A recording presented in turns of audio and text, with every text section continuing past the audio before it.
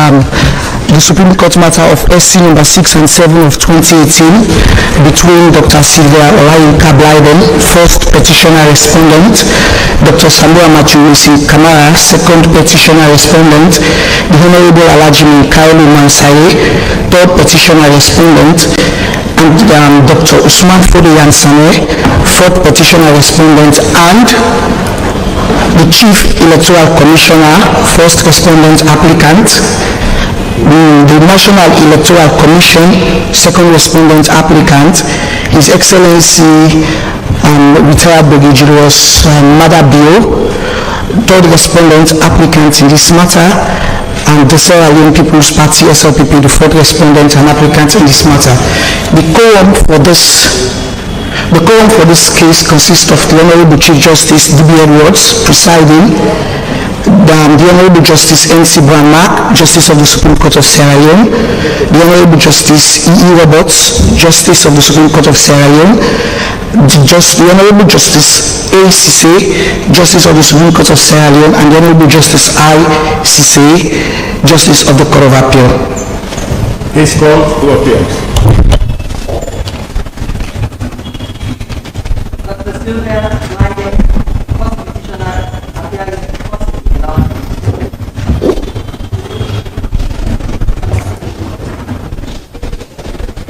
My lords, L. Dumbua for the second, third, and fourth petitioners.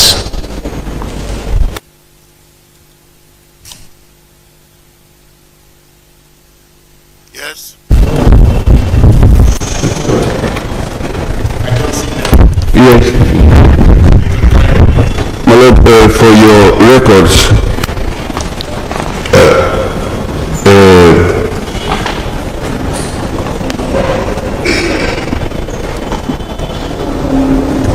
first name?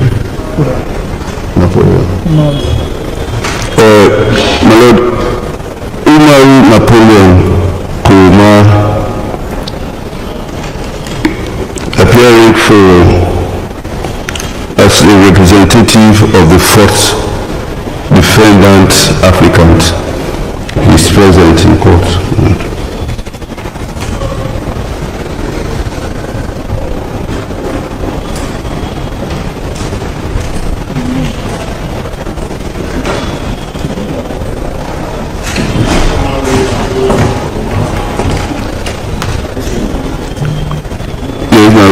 Napoleon Kuma. Yes, my Lord. Can you stand, please? Can I ask you? As Secretary General of the Sierra Leone People's Party, the fourth defendant applicant.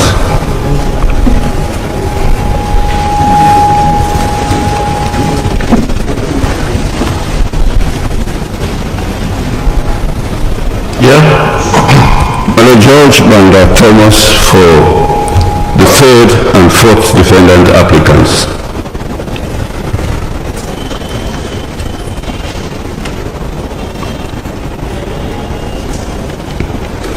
With me are my learned friends, Tuma Adama Jabi,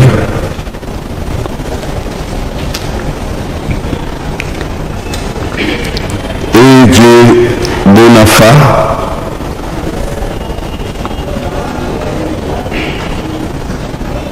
Samura,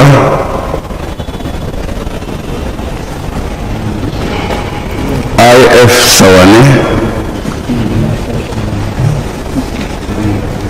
A. Commander, N.B. Rogers, and M.A. Kafu.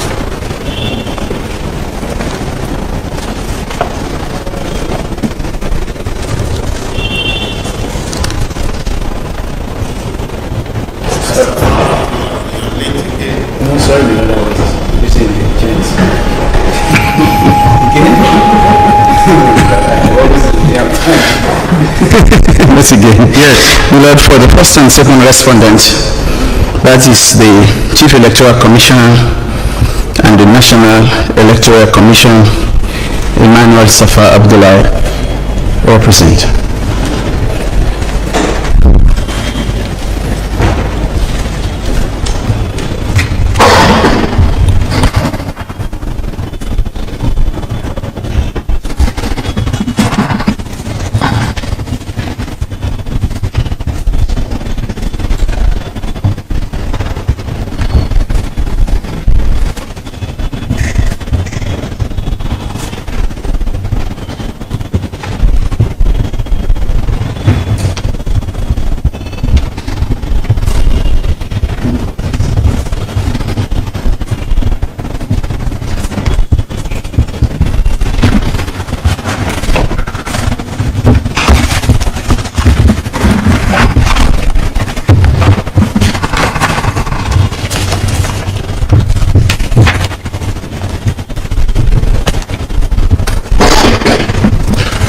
This is the ruling of the court. Yes. I mistakenly left out the name of the chairman of the party. He came today to represent the party in person. He's here. It's Dr. Prince Harding. Noted. Thank you very much. This is the ruling of the court. Background. Introduction. The election.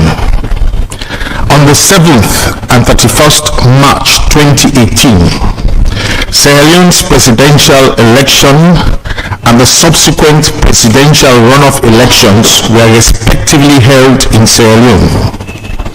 On the 13th of March 2018, the first respondent, the National Electoral Commission, NEC, hereinafter referred to as NEC, the second respondent, the National Electoral Commission, NEC, hereinafter referred to as NEC, pronounced the 7th March 2018 presidential elections result with the SLPP's candidate, Brigadier Retired Julius Maada polling 43.257% of the votes cast, coming first, while the APC candidate, Dr. Samura Kamara, came second, polling 42.676% of the votes cast.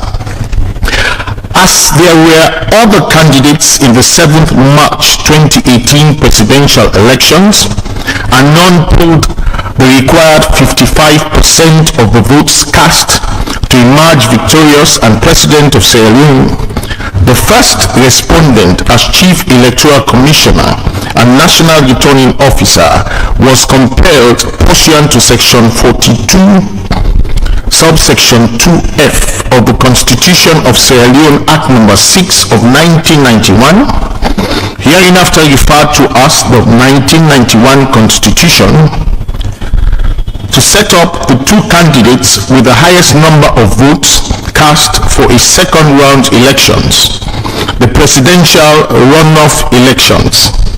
The presidential runoff elections were held on the 31st of March 2018, and on the 4th of April 2018 the results were declared.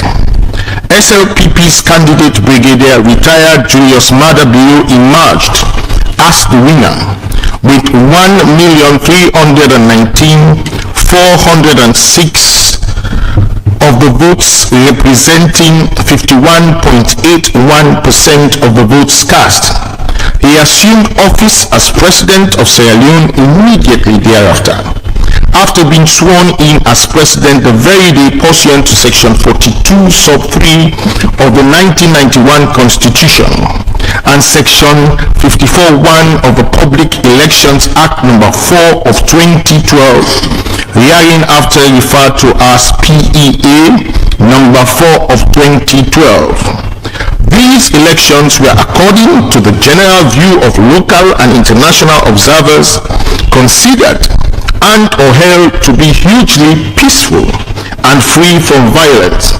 The petitioner's view, nonetheless, was that these elections were marred with irregularities, malpractices, harassment, fraud, and even corrupt practices by officials and agents of NEC, the second respondent hearing, in collusion with agents and operators of His Excellency the President, the third respondent hearing, and his party, the SLPP, the fourth respondent hearing, which required those results to be overturned with consequential and ancillary reliefs granted.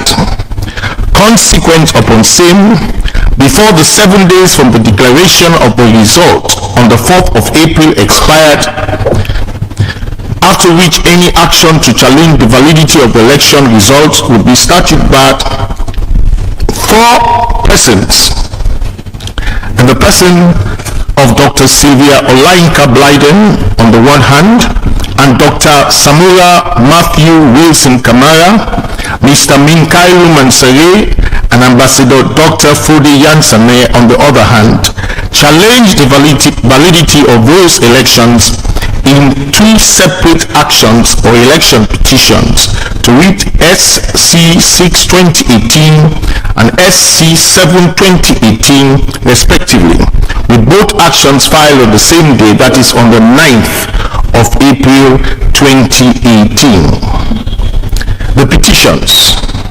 On the 9th April 2018, 4 persons challenged the validity of those presidential elections by petitioning to the Supreme Court. The first was a petition from Dr. Sylvia Blyden entitled SC 6 2018, while the second is a petition by 3 persons in the persons of Dr.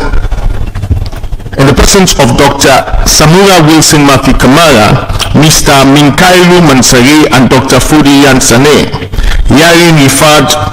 hereinafter referred to as Dr. Samura Kamara and 2 others, entitled SC 7 2018. The gravamen of these petitions is detailed in their respective petitions. I would attempt to replicate them herein almost verbatim. First petitioner's case. In the case of the first petitioner, Dr. Sylvia Blyden, she stated as follows: that immediately after the March 7, 2018 elections, there was a huge outcry of votes rigging across the country, and that all the major political parties demanded a recount of all disputed poll results while challenging the credibility of the elections. 221 polling stations were excluded, including where the votes cast exceeded the number of registered voters, including voters included on the supplementary list. That on 19th March 2018, in her capacity as a member of the 4-man APC supervisory team, she attended a meeting with the Chief Electoral Commissioner and National Returning Officer as first respondent, other members of NEC and representatives of the fourth respondent SLPP. That at the meeting, it came out clearly that the March 7th, 2018 presidential elections had been conducted in complete contravention of Section 94 and Section 91 of the PEA number 4 of 2012. That the first respondent and the second respondent confessed to have broken the lead contravention of Section 94 and Section 91 of the PEA number 4 of 2012. That the first respondent and the second respondent confessed to have broken the law in how presidential elections should be conducted, but stated it was due to a matter of expediency, in view of which they decided to use a shortcut method instead of following the dictates of Sections 91, 93, and 94 of the Public Elections Act, PEA number 4 of 2012. That consequent upon the above, she as voter now petitioner was very much alarmed and said such should not repeat during the runoff elections. That she told first and second respondents but that by breaching sections 91, 93 and 94 of the PEA, they had exposed the integrity of the transfer of the results to possible hacking by information technology criminals. But he also brought to the attention of the first respondent and the second respondent that the numbers for many of the results published on the website of the second respondent just did not add up.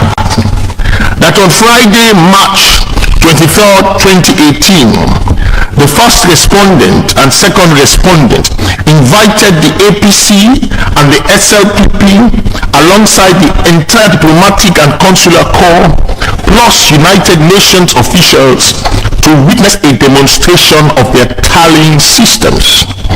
But at that meeting, in the presence of diplomats and the press, she, on behalf of the APC, brought out a worrying discovery that voter register by polling centers which were published on the website of NEC, the second respondent, by the first respondent, were at variance with another unknown set of voter register by polling centers which first respondent and second respondent were using. That when the NEC website voter register was used to calculate around issues of overvoting and cancellations, the APC's Samura Kamara automatically became the lead candidate of the first round. But when the other unknown voter register was used, the SLPP's Julius Maada turned into the lead candidate. That the first respondent publicly accepted the error and confirmed that he used the unknown voter register. This clearly was why first defendant had placed SLPP Julius Maada as the first place candidate for the first round. That the first respondent, the Chief Electoral Commissioner, publicly promised to investigate and report back to the APC as to what was the reason for the variance given. The fact that when one set of voter register is used, it changes the results significantly over when the other unknown voter register is used. That at the time of filing this petition, despite several reminders in writing and also 2 press releases, there has been no explanation from the first respondent as to why there were 2 different sets of numbers of voters on those voter registers. That rather yet another voter register was again issued to political parties on the eve of the runoff elections, now giving 3 different sets of sweats of voters per polling station, 3 different voter registers for the same presidential election. The runoff election was scheduled for 27th March 2018, but legal battles in court prevented that from happening. The elections finally were held on the 31st of March 2018. After elections were closed on election day 31st March 2018, the respondents started counting the ballots in the presence of party agents. Some APC party agents deployed in the southeast of the country reported that they were violently intimidated and so had to leave without waiting for counting to conclude. Others reported widespread cases of overvoting in hundreds of polling stations in the southeast when using the 3rd version of the voter register supplied to APC on March 30th, 2018. That on the 2nd April 2018, the APC sent petitions to the respondents for a recount of the polling stations where overvoting have been reported. Although respondents acknowledge receipt of the petitions and assured APC party that the complaints will be looked into, the issues raised in the petitions were never addressed.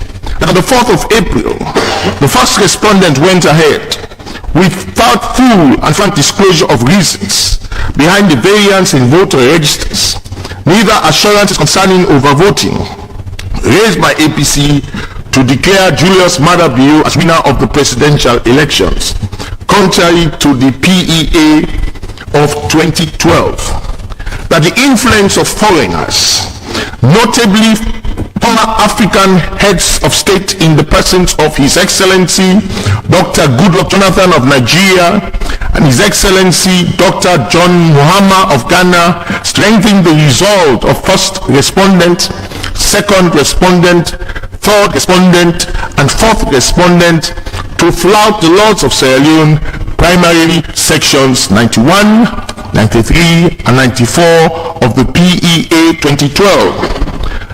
That as a result of refusing to go by the PA number 4 of 2012, which called for an organized district level tallying, many mistakes and other deliberate rigging actions happened in the tallying process, thus skewing the results against APC. That as a result of the first defendant and second defendant refusing to effectively use their announced parallel tallying system with Microsoft Excel software, the district level tallying, the first respondent and the second respondent connived with third and fourth respondent to cheat the APC and the APC candidate. That as an even further result of insisting on using the specialized Tally 2018 software, a lot of cheating the APC candidate happened by cheating of the APC candidate happened by the system.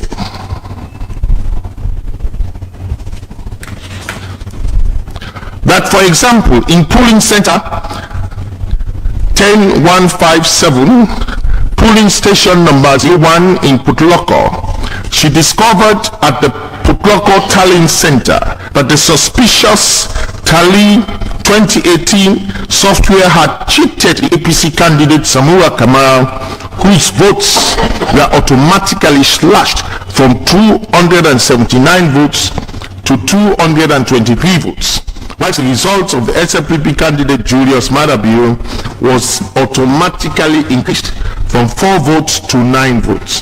That overall, the first respondent was partial against the APC in the conduct of the said first rounds and also of the presidential elections, which is systematically planned and executed in favor of the third and fourth respondents to the detriment of the APC. That since the Public Elections Act was created by Section 44 of the Constitution of Sierra Leone Act No. 6 of 1991, the breach of the Public Elections Act whilst conducting the presidential elections was and is therefore unconstitutional. She prayed for the following reliefs. 1. A declaration that the conduct of the March 7, 2018 and March 31st, 2018 presidential elections and presidential runoff elections respectively were in breach of several mandatory dictates of the Public Elections Act No. 4 of 2012. 2. A declaration that the conduct of the March 7, 2018 and March 31st, 2018 presidential elections were conducted amidst intimidation, violence, impropriety, malpractices, and several irregularities, thus making them not to be free and fair. 3. A declaration that the election of Julius Maada of the SLPP candidate was therefore not valid, and that he was not duly elected as President of the Republic of Sierra Leone. That this Honorable Court directs another presidential election to be held within 90 days from the date of the judgment and order.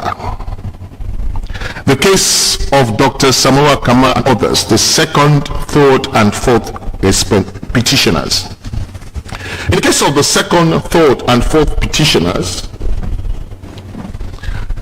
Dr. Samura Kamara and others, the content of their petition stated as follows. 1. That the conduct of the 31st March 2018 presidential runoff elections was improper and fraught with irregularities. 2. That they have annexed to their petition the following documents which, in their opinion, might assist this honorable court in resolving the issues calling for determination hearing. 1. Copies of press statement from the All People's Congress APC complaining incidences of electoral malpractices and irregularities. 2. Copies of letters written by the APC and addressed to NEC complaining incidences of electoral malpractices and irregularities. 3. A copy of a list of all polling centers and the grand total of registered voters within that center. 4. List of 221 polling stations excluded in the final tally of the 7th March 2018 presidential elections because the votes cast exceeded the number of registered voters. Copy of the final results of the 7th March 2018 presidential elections. 6. A copy of a tabulated breakdown of 400 polling station evidencing excess number of valid votes more than registered votes and the percentage of such excess voting of the presidential elections of 7th March 2018. 7. A copy of an analysis report evidencing excess number of valid votes more than registered votes and the percentage of such excess overvoting of the 31st March 2018 runoff presidential elections. 8. Copies of voter registration for the 7th March 2018 and the 34th that the election was not conducted substantially in accordance with the 1991 Constitution or the 2012 PEA Act and the governing regulations. In particular, the petitioners averred that NEC failed to establish and maintain an accurate voter register that was publicly available, verified and credible, as required by Section 42 of the 1991 Constitution and Sections 12 to 22 of the PEA for 2018 and the Elections Regulations 2012. In addition, they claim that the true number of registered voters was unknown and elusive. Therefore, NEC did not have an accurate voters register.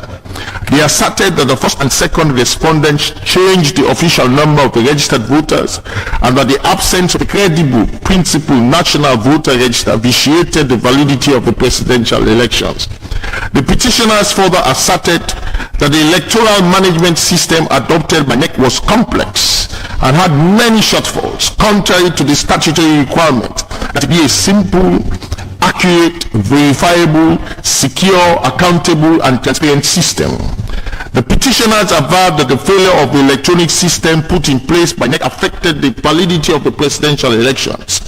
They submitted that NEC conceded at the point that the names of 38,000 voters were missing from the system, and to date no credible explanation was offered to resolve what they termed the Bermuda Triangle of voters' particulars. They avert that as required by Section 87(2) of the Public Elections Act of 2012, the first respondent ought to have declared the results of every polling station where overvoting took place null and void, but failed to do so, noting that NEC ought not to have included the vote count of those impugned polling stations in the final tally of results. 8. That on the 4th April 2018, the first respondent and chairman of NEC, without full and frank disclosure of the overvoting concerns, pronounced Brigadier Retired Julius Maada as the winner of the presidential elections, contrary to the Public Elections Act No. 4 of 2012. That following the March 7th elections, during which there was a huge outcry of voters rigging across the country, and 221 polling stations were excluded, including where the votes cast exceeded the number of registered votes, including voters included on the supplementary list. On the 31st March 2018, after the counting of the ballots by NEC officers, there was widespread overvoting.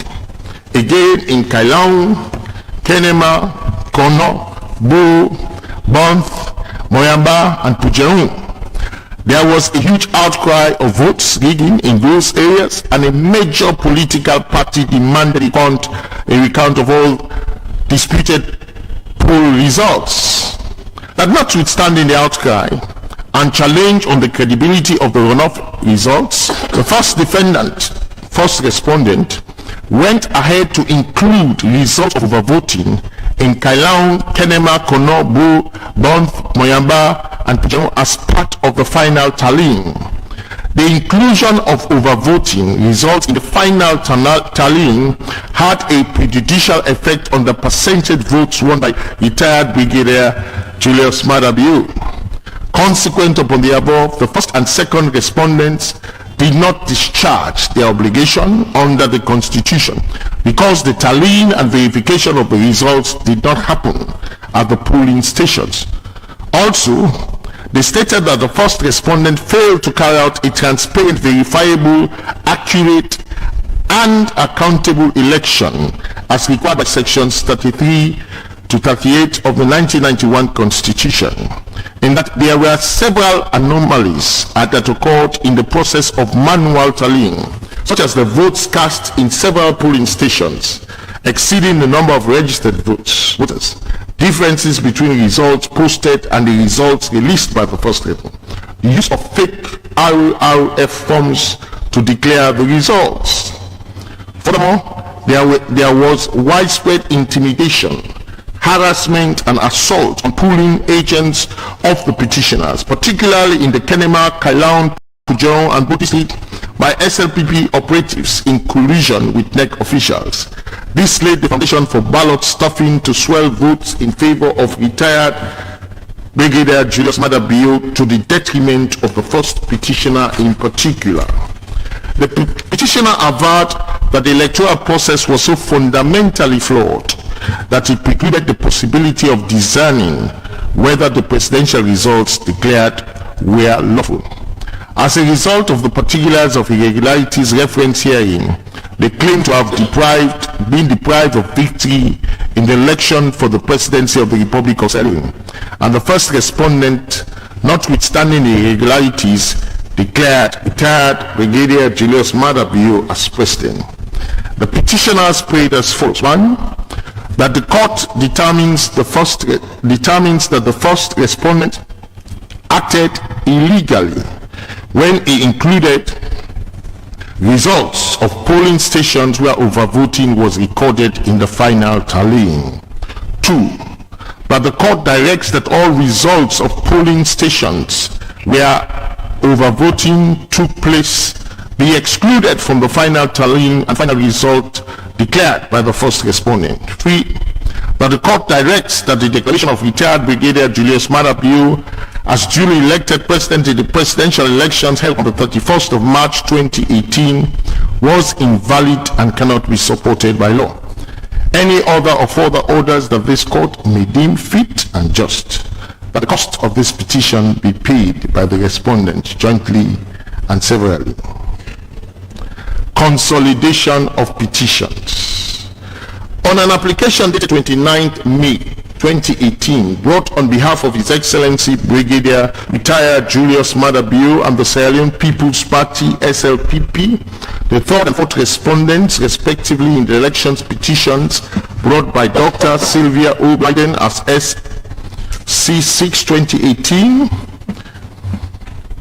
and Dr. Samura Kamara and others as SC7 2018, the applicants here requested and or sought from this Honorable Court a consolidation of these separate petitions to one consolidated petition, as these cases exhibit some common question of law and fact, and that the right to relief arises from the same set of transactions. The application was granted, and consequently both sets of petitions were consolidated by the Supreme Court, presided by my learned brother Justice Nicholas Colin Brown-Mark, JSC, to order dated 18th July 2018. Thus, the title of the case changed to SC and SC7 2018. Most importantly, it needs to be said at the outset that both sets of petition did not contain exhibits and were mere allegations. They were supported by affidavits in support which also did not contain any exhibits and were filed under the Electoral Laws Act 2002 Elections Petitions Rule Statutory Instrument number 7 of 2007. Suffice it to say that on the 3rd of August 2018, after the court had given the order for consolidation dated 18 July 2018, the third and fourth respondents applicants herein filed yet another application for the petitions herein to be struck out and with cost. The petitioners in their final closing arguments claim that the application for consolidation constituted fresh step. The application. By notice of motion dated 3rd August 2018 made under the consolidated petitions entitled SC 6 2018 and SC 7 2018, His Excellency Brigadier Retired Julius Maada hereinafter referred to as HE the President, and the Sierra Leone People's Party hereinafter referred to as the SLPP, the third and fourth respondents applicants herein applied to this honorable court for the following reliefs. 1. That the honorable court to make an order striking out the consolidated petitions herein on the following grounds. A. That the petitioners did not serve the election petitions SC 6 2018 and SC 7 2018 personally on the third and fourth respondents applicants herein within 5 days of the presentation of each election petition, contrary to the election petitions rule EPR SI number 7 of 2007, hereinafter referred to as EPR 2007. To wit, rules 12, 1 and 3, nor did the petitioners and agents deliver same to an appointed agent of the third and fourth respondents applicants as required by section 12.2 of the EPR 2007. B. That the petitioner's respondent did not serve the petition hearing on the Attorney General and Minister of Justice, who is not named specifically as a defendant, contrary to Rule 89.3 of the Rules of the Supreme Court 1982. This ground was later abandoned. C. The petitioner's respondents failed to comply with Rule 6.1 of EPR 2007 in that they failed to leave at the registry a notice signed by them or on their behalf giving the name of a legal practitioner who has the authority to act as their agent, or stating that the petitioner acts for himself or herself. D. That the petitioner's respondents severally have failed to give security in the form of deposit in the sum of 1 million leones and by recognizance of that same amount entered into by two sureties or by payment of deposit money in lieu of each such recognizance, contrary to EPR 2007 Rule 14.2. E. That the petitioner's respondent did not serve the third respondent applicant nor the fourth respondent applicant with the notice of compliance with election petition rules 207. 14. As to giving of security of cost within 5 days of the presentation of the petition, contrary to election petition rules 207, Rule 12.1. F. That the petitioners, respondents, have failed to comply with Rule 13 of the election petitions rule 207 in that no affidavit of the time, place and manner of service of the petition was filed by them or on their behalf within 3 days of the service of each of the petitions. Further, or in the alternative, that this honorable court to make an order striking out the consolidated petitions on the grounds that an affidavit filed in support of each petition, 1, is fundamentally and substantially flawed and defective. 2, does not set forth as concisely as possible the nature of the relief sought by the petitioner and does not state the following: A. The capacity in which each petitioner is petitioning. B. The address for service of the petitioner or his or her counsel. C. The names and addresses of all parties who may be directly affected by the petition as is required by Section 89(2) of the Supreme Court Rules 1982. 3. Documents listed in the petition SC 7/2018 to substantiate the several allegations contained in the said petitions have not been exhibited in the supporting affidavit, contrary to 11 of Order 31 of the High Court Rules 2007. 3. Further or alternatively, that this honorable court do make an order that the consolidated petitions be struck out on the grounds that they disclose no cause of action. 4. That this honorable court do make an order staying all further or other proceedings in this petition pending the hearing and determination of this application except in relation to this application hearing. 5. Any other order that this honorable court may deem fit and just. 6. That the cost of this application be cost in favor of the third respondent applicant and the fourth respondent applicant.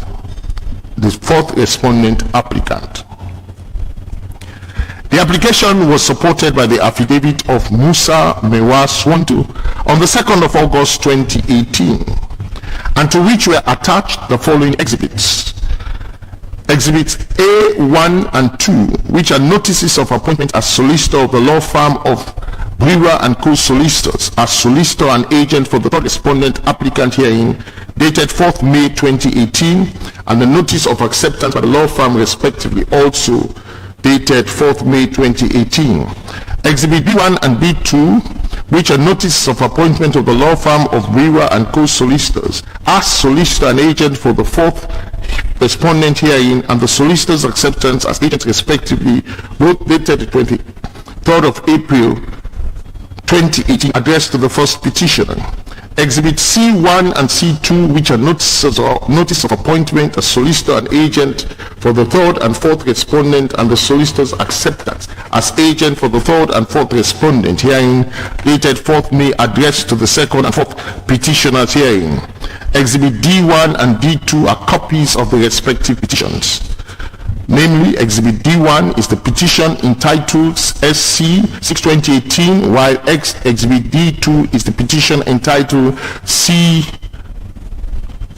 7/2018, both consolidated herein as SC 6 and SC 7/2018. Exhibit E is the order of the Supreme Court dated 18 July 2018, consolidating both petitions. That is the one involving Dr. Sylvia Blyden together with the one involving the other petitioners. That is Dr. Wilson Matthew Samura Kamara, Dr. Samura Wilson Kamara, Dr. Samura Wilson Matthew Kamara, Minkailu Mansare, and Dr. Fode Yansane, all into one consolidated action entitled SE Cases 6 and 7/2018. Exhibit F1 and F2 is the affidavit of service of the election petition SC 6/2018 filed in respect of the first and second respondents and the third and fourth respondents applicants respectively. It was sworn to on the 20th of April 2018 and is the affidavit of service of election petition SC 7/2018 on the third respondent hearing. It was sworn to on the 12th of April 2018. The respondents applicants relied on the entire affidavit, paragraphs 1 to 15. He also relied on supplemental affidavits and or further affidavit sworn to on the 18th of January 2021, to which was attached a search fee advice and receipt, both dated 15th January, showing that this honorable court never made an order for substituted service of the petition. The petitioner respondents opposed the application, and each, to wit, Dr. Sylvia Blyden for the first petitioner, and Mr. Lansana Dumbuya for Dr.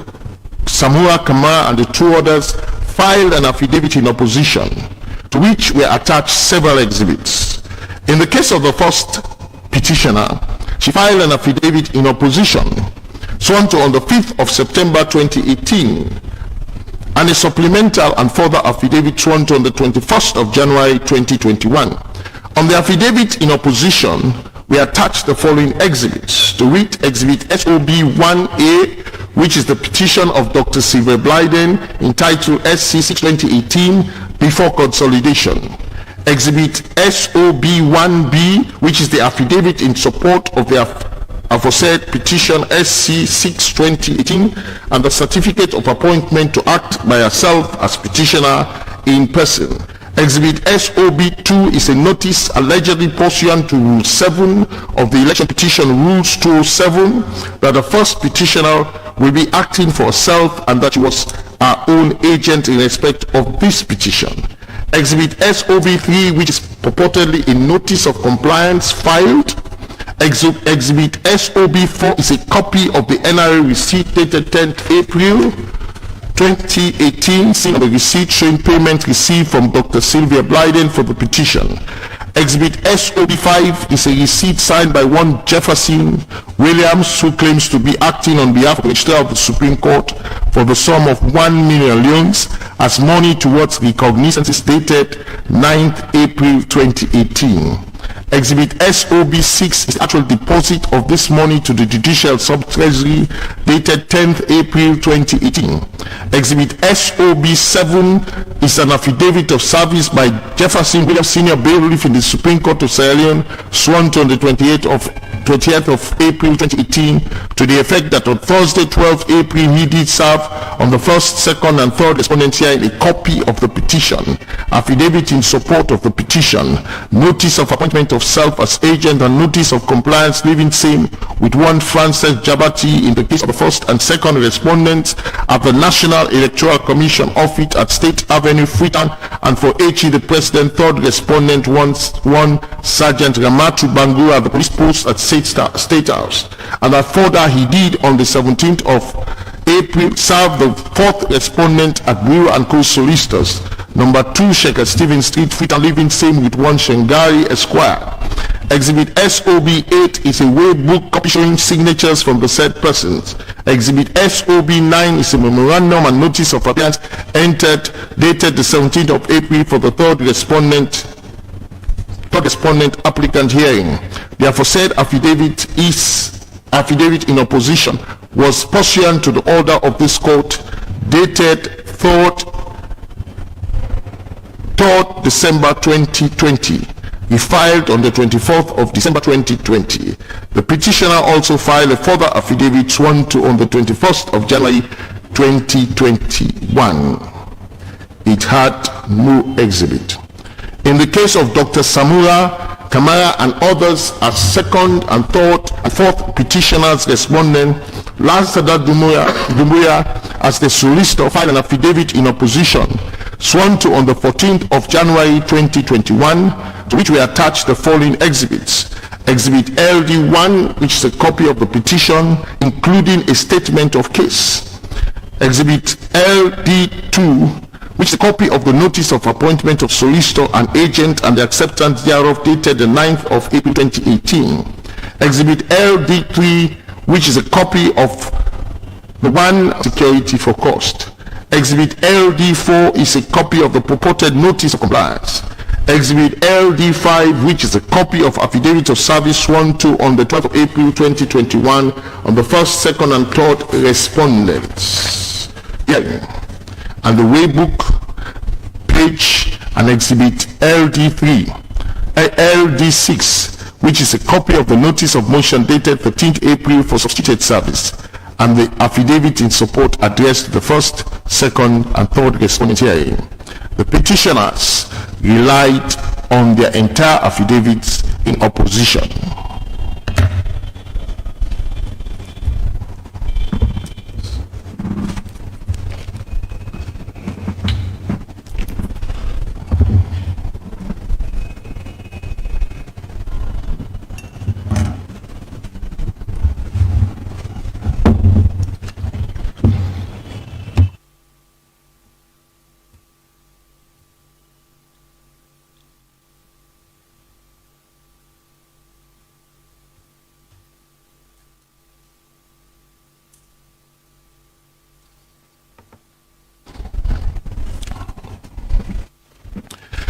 The above application first came up for hearing on the 3rd of December 2020, and this court was able to give directions on the matter following the length of time this matter had laid idle with no action.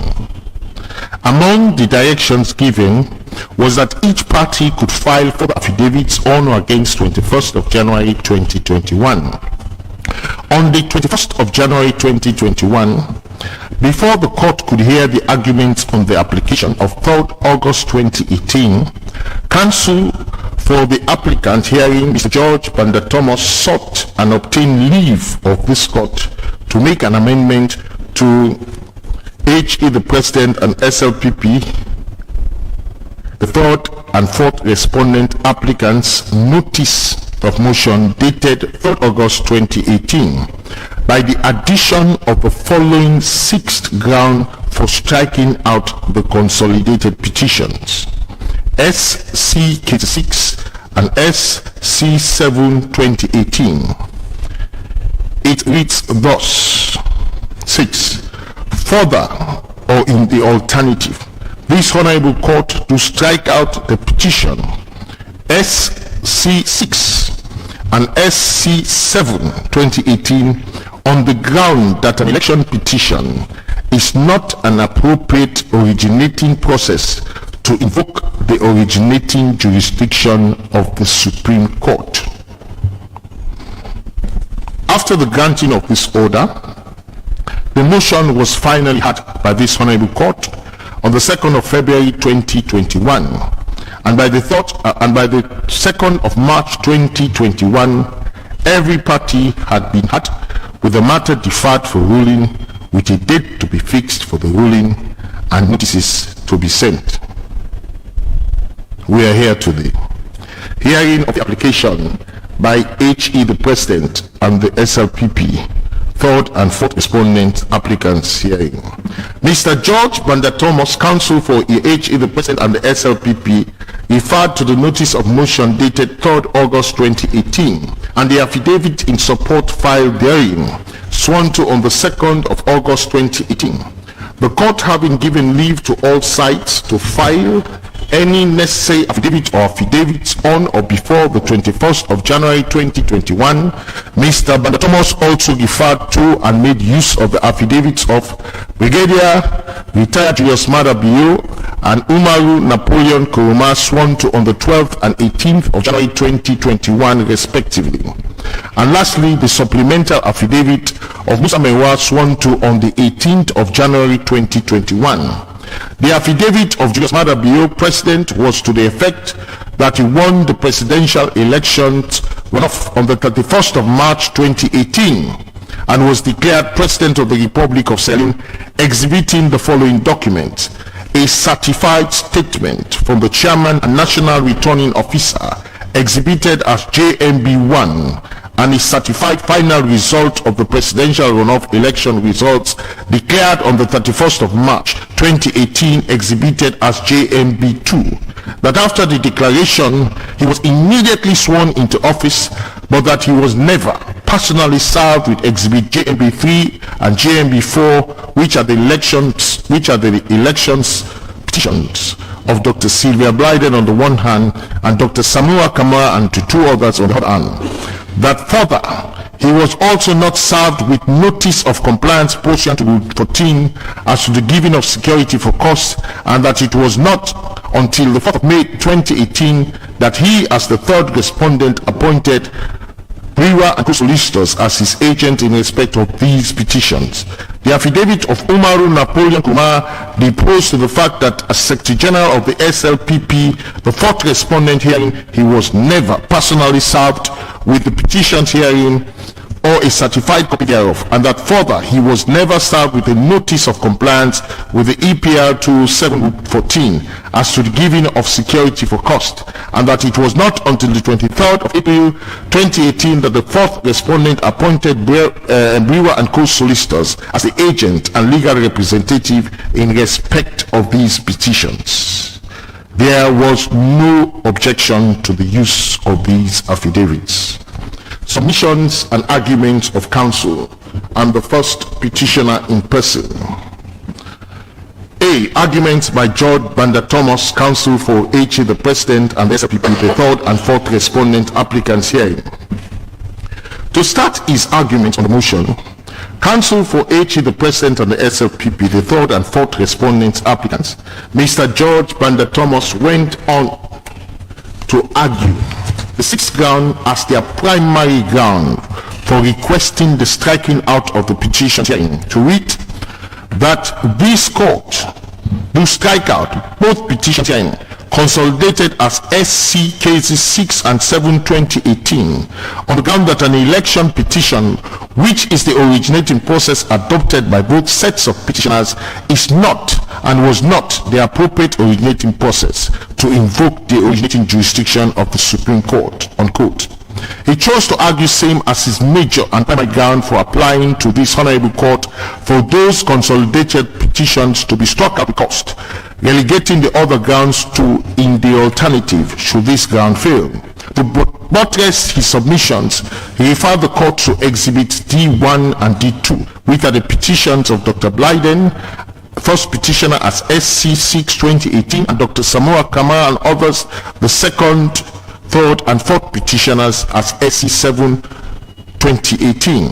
He observed that an examination of both petitions do show that the petitioners, having adopted the process of petition through the election petition rules 2007, were challenging the validity of the election of the third respondent applicant hearing as president and raising questions relating to the election of the president.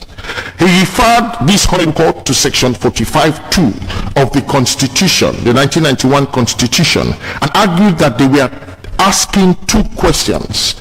Firstly, whether any provision of this Constitution or any law relating to the election of a president under sections 42 and 43 of this Constitution have been complied with.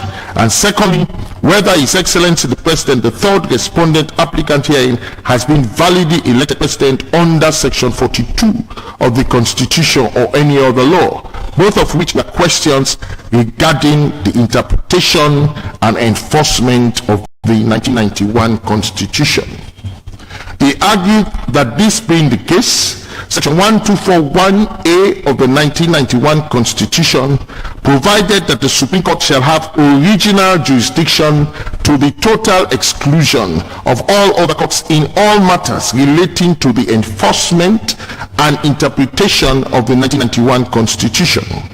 Such original jurisdiction, he noted, cannot and should not be exercised by any other means but by originating notice of motion courtesy of Rule 89 of the Supreme Court Rules, Public Notice Number 1 of 1982, hereinafter referred to as the Supreme Court Rules 1982, which provides under Part 16 thereof under the rubric Original Jurisdiction, Rule 89(1), save as otherwise provided in these rules, an action brought to invoke the original jurisdiction of the Supreme Court shall be commenced by originating notice of motion, which shall be signed by the plaintiff or the counsel, unquote. He argued that the framers of the 1991 Constitution were supposedly aware of the 1982 of the Supreme Court Rules 1982, yet in imposing such original jurisdiction on the Supreme Court by virtue of section 45(2), 124 and 127 of the 1991 Constitution, did not provide any alternative means to invoking the Supreme Court original jurisdiction, but by the aforesaid means of originating notice of motion, which was already in existence. He argued that the beauty or advantage for proceeding with an originating notice of motion vis-a-vis the election petition rules, hereinafter referred to as the EPR 207, for a matter involving the two questions as stated in section 45(2) of the 1991 Constitution, as being what is stated in Rule 89 to 98, as being that 1. Under the originating notice of motion, the notice of motion is filed accompanied by an affidavit of service.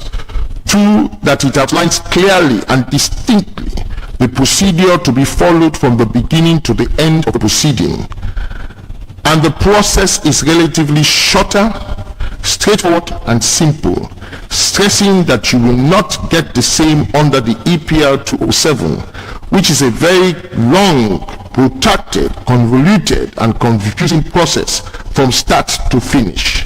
He argued that after a presidential candidate has won an election, sworn in and taken office as president with his enormous functions as detailed in section 40 of the 1991 Constitution, it was certainly a must for any process against the validity of this election while in office to be devoid of procedures, complexities, and longish timing which the EPR 207 process poses and is known for.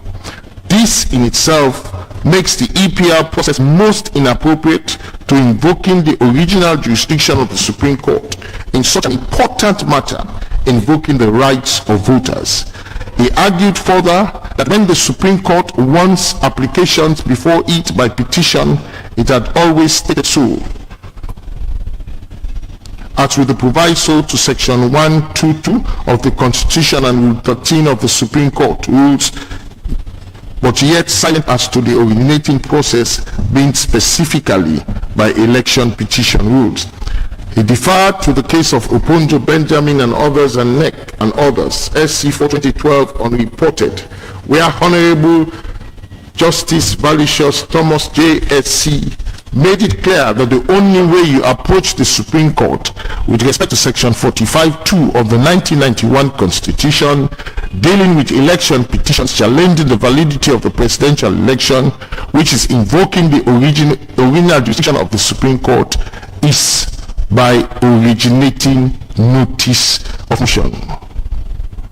On the issue of grounds 2 and 3 prayed, the third and fourth respondent applicants council argued that the consolidated petitions SC 6 2018 and SC 7 2018 are fundamentally and substantially flawed and defective in that they do not set forth as concisely as possible the nature of the relief sought by the petitioners and do not state the following: A, capacity in which each petitioner is petitioning, the address to service of the petitioner or his or her counsel, the names and addresses of all parties who may be directly affected by the petition as is required by section 89(2) of the Supreme Court Rules 1982, and that secondly, the documents listed in petition SC 7 2018 to substantiate the case or allegation contained in the said petition have not been exhibited in the supporting affidavit contrary to Rule 11 of Order 31 of the High Court Rules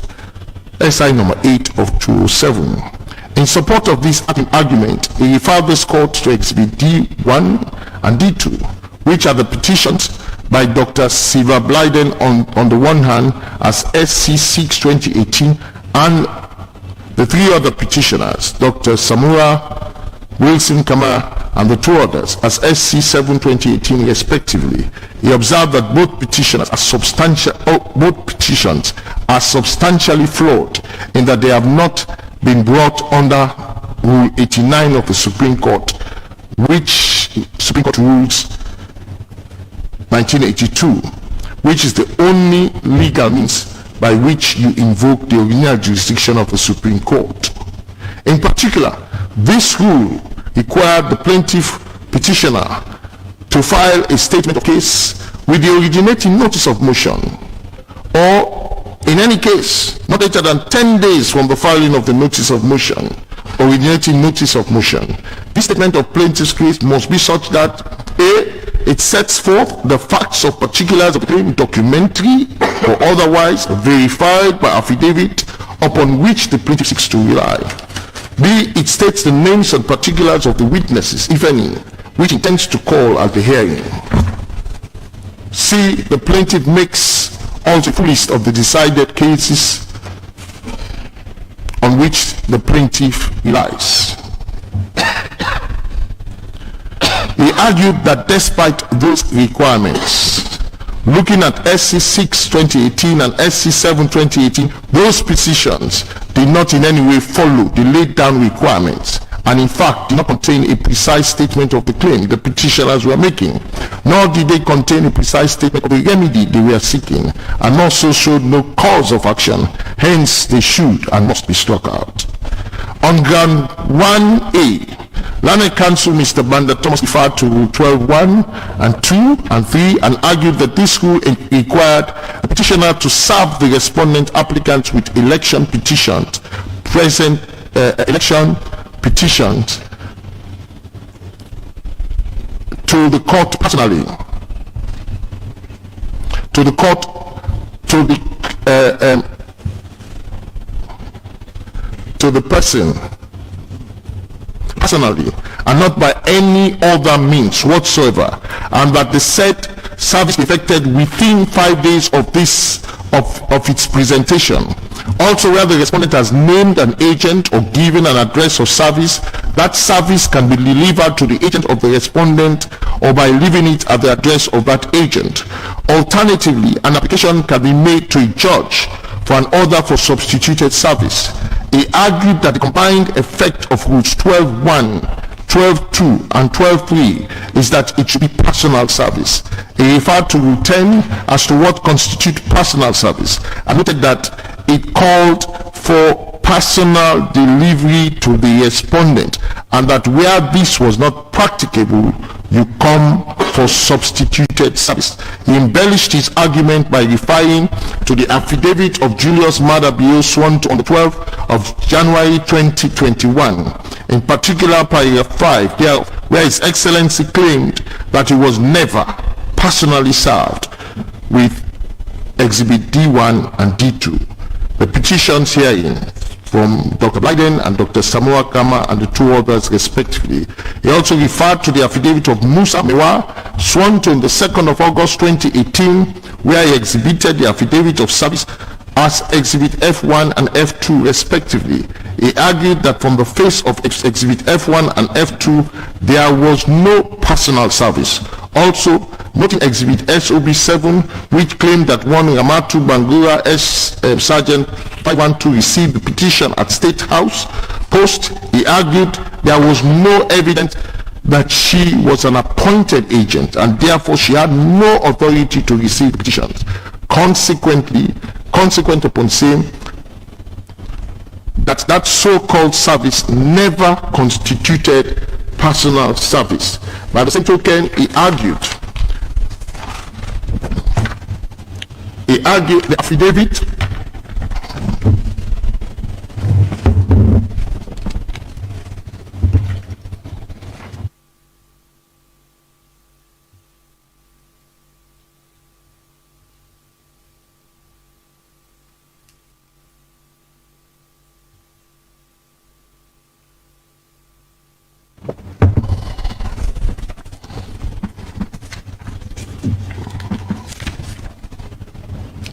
By the same token, he argued the affidavit of Julius Maada showed that he only appointed an agent for service on the 4th of May 2018, and the same is seen by Exhibit A1 and A2. This conclusively meant that at the time of the purported service, he was not personally served as required by law. This, he argued, holds true for both petitioners.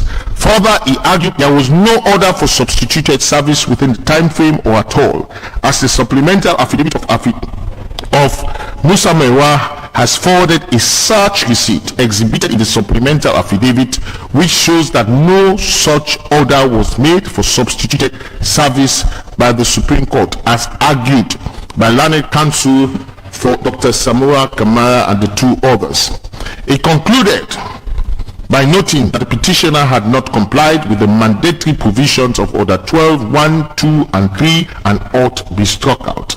He relied on the John Oponjo Benjamin case where it was held shall in those provisions were mandatory. Turning to ground 1C, he referred the court to Rule 6.1 of EPR 207 and refer the court to paragraph 6 of the affidavit of Musa Mewa sworn to on the 2nd of August 2018.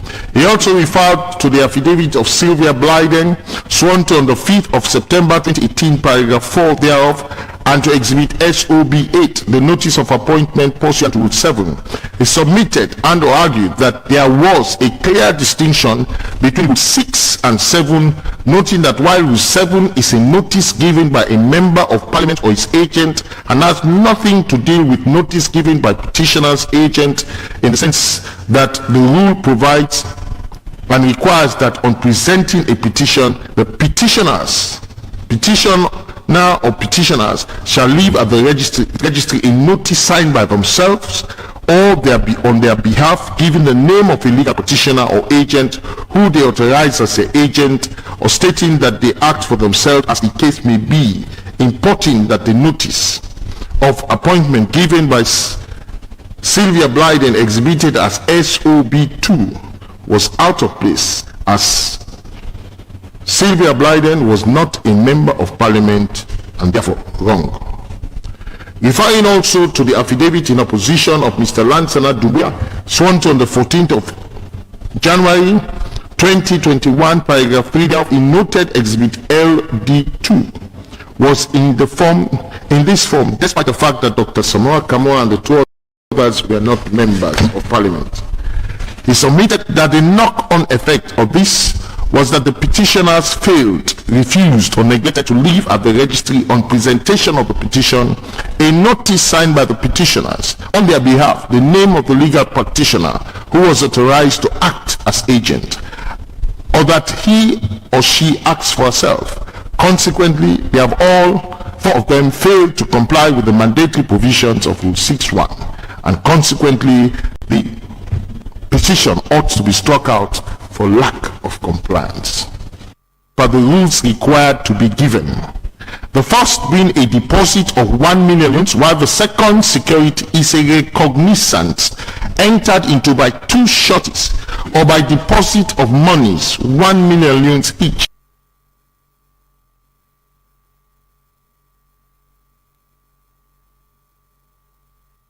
For the two sureties in lieu of recognizance, he noted that only one security was provided.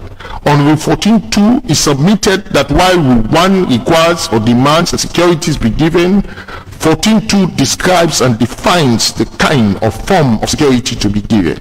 He referred this court to paragraph 4 of the first petitioner's affidavit, where she stated that she had fully complied with the requirements of Rule 14.1 and 2, but yet we see a handwritten receipt and a Government of Sierra Leone Judicial Sub-Office receipt for only 1 million leons and nothing more. Mr. Banda Thomas argued further, she never in fact secured recognizance for two sureties, neither did she pay the security for the two sureties.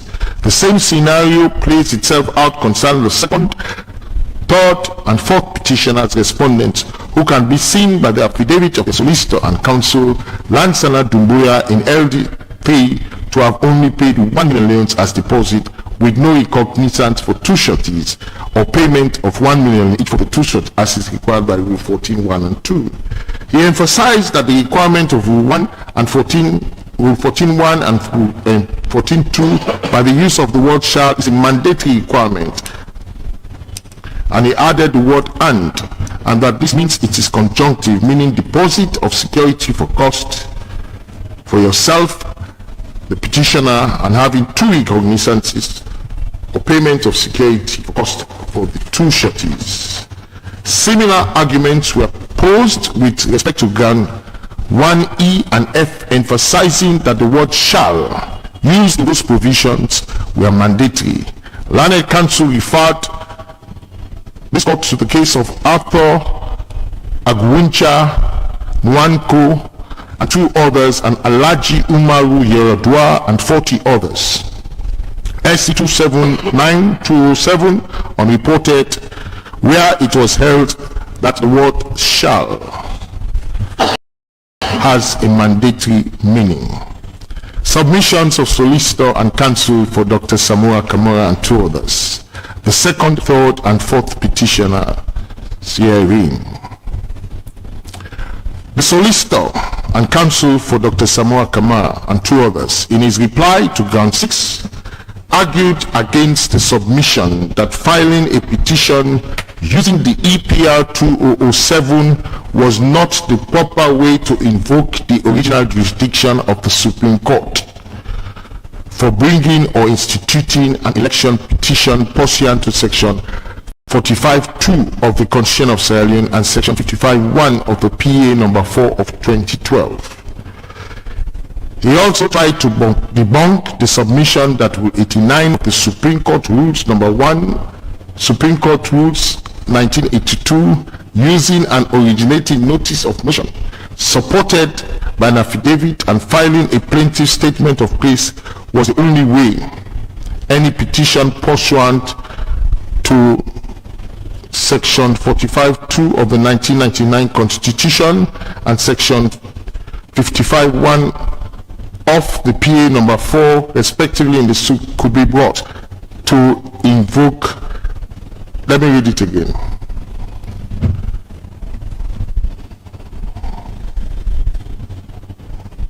The Solicitor Counsel for Dr. Samura Kamara and 2 others, in his reply to ground 6, argued that the submission that filing a petition using was not the proper way to invoke the original jurisdiction of the Supreme Court for bringing or instituting an election pursuant to Section 45(2) of the Constitution and Section 55(1) of the PA number 4 of 2012.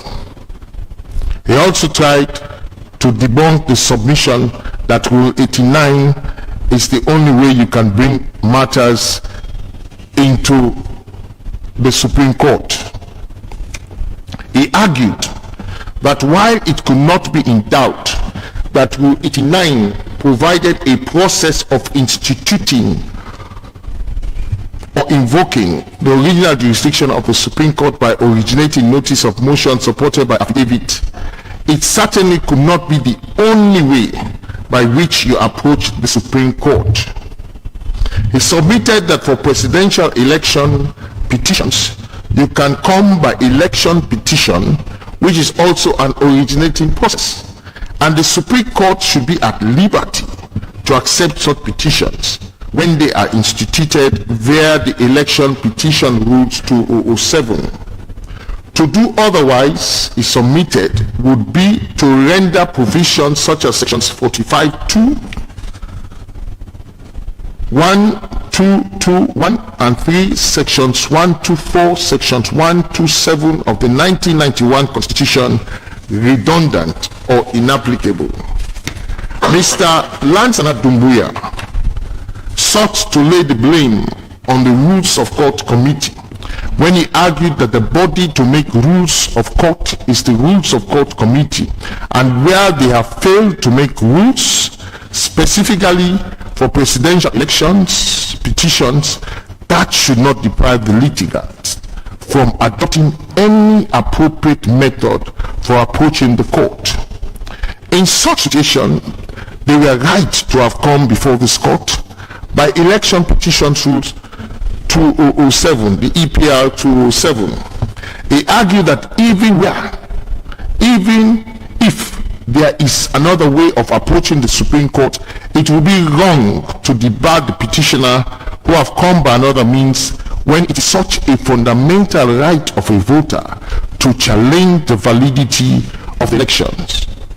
He made reference to the case of Republic against High Court Accra ex parte Attorney General Delta Foods case 1998 to 1999 blah blah blah, where the Supreme Court of Ghana, applying a purposive approach, dismissed an application to quash the proceedings in the trial court, holding that the failure to name the Attorney General as defendant in a suit where, according to Section 88(5) of the Constitution, he ought to have been so named, was not in those circumstances fatal.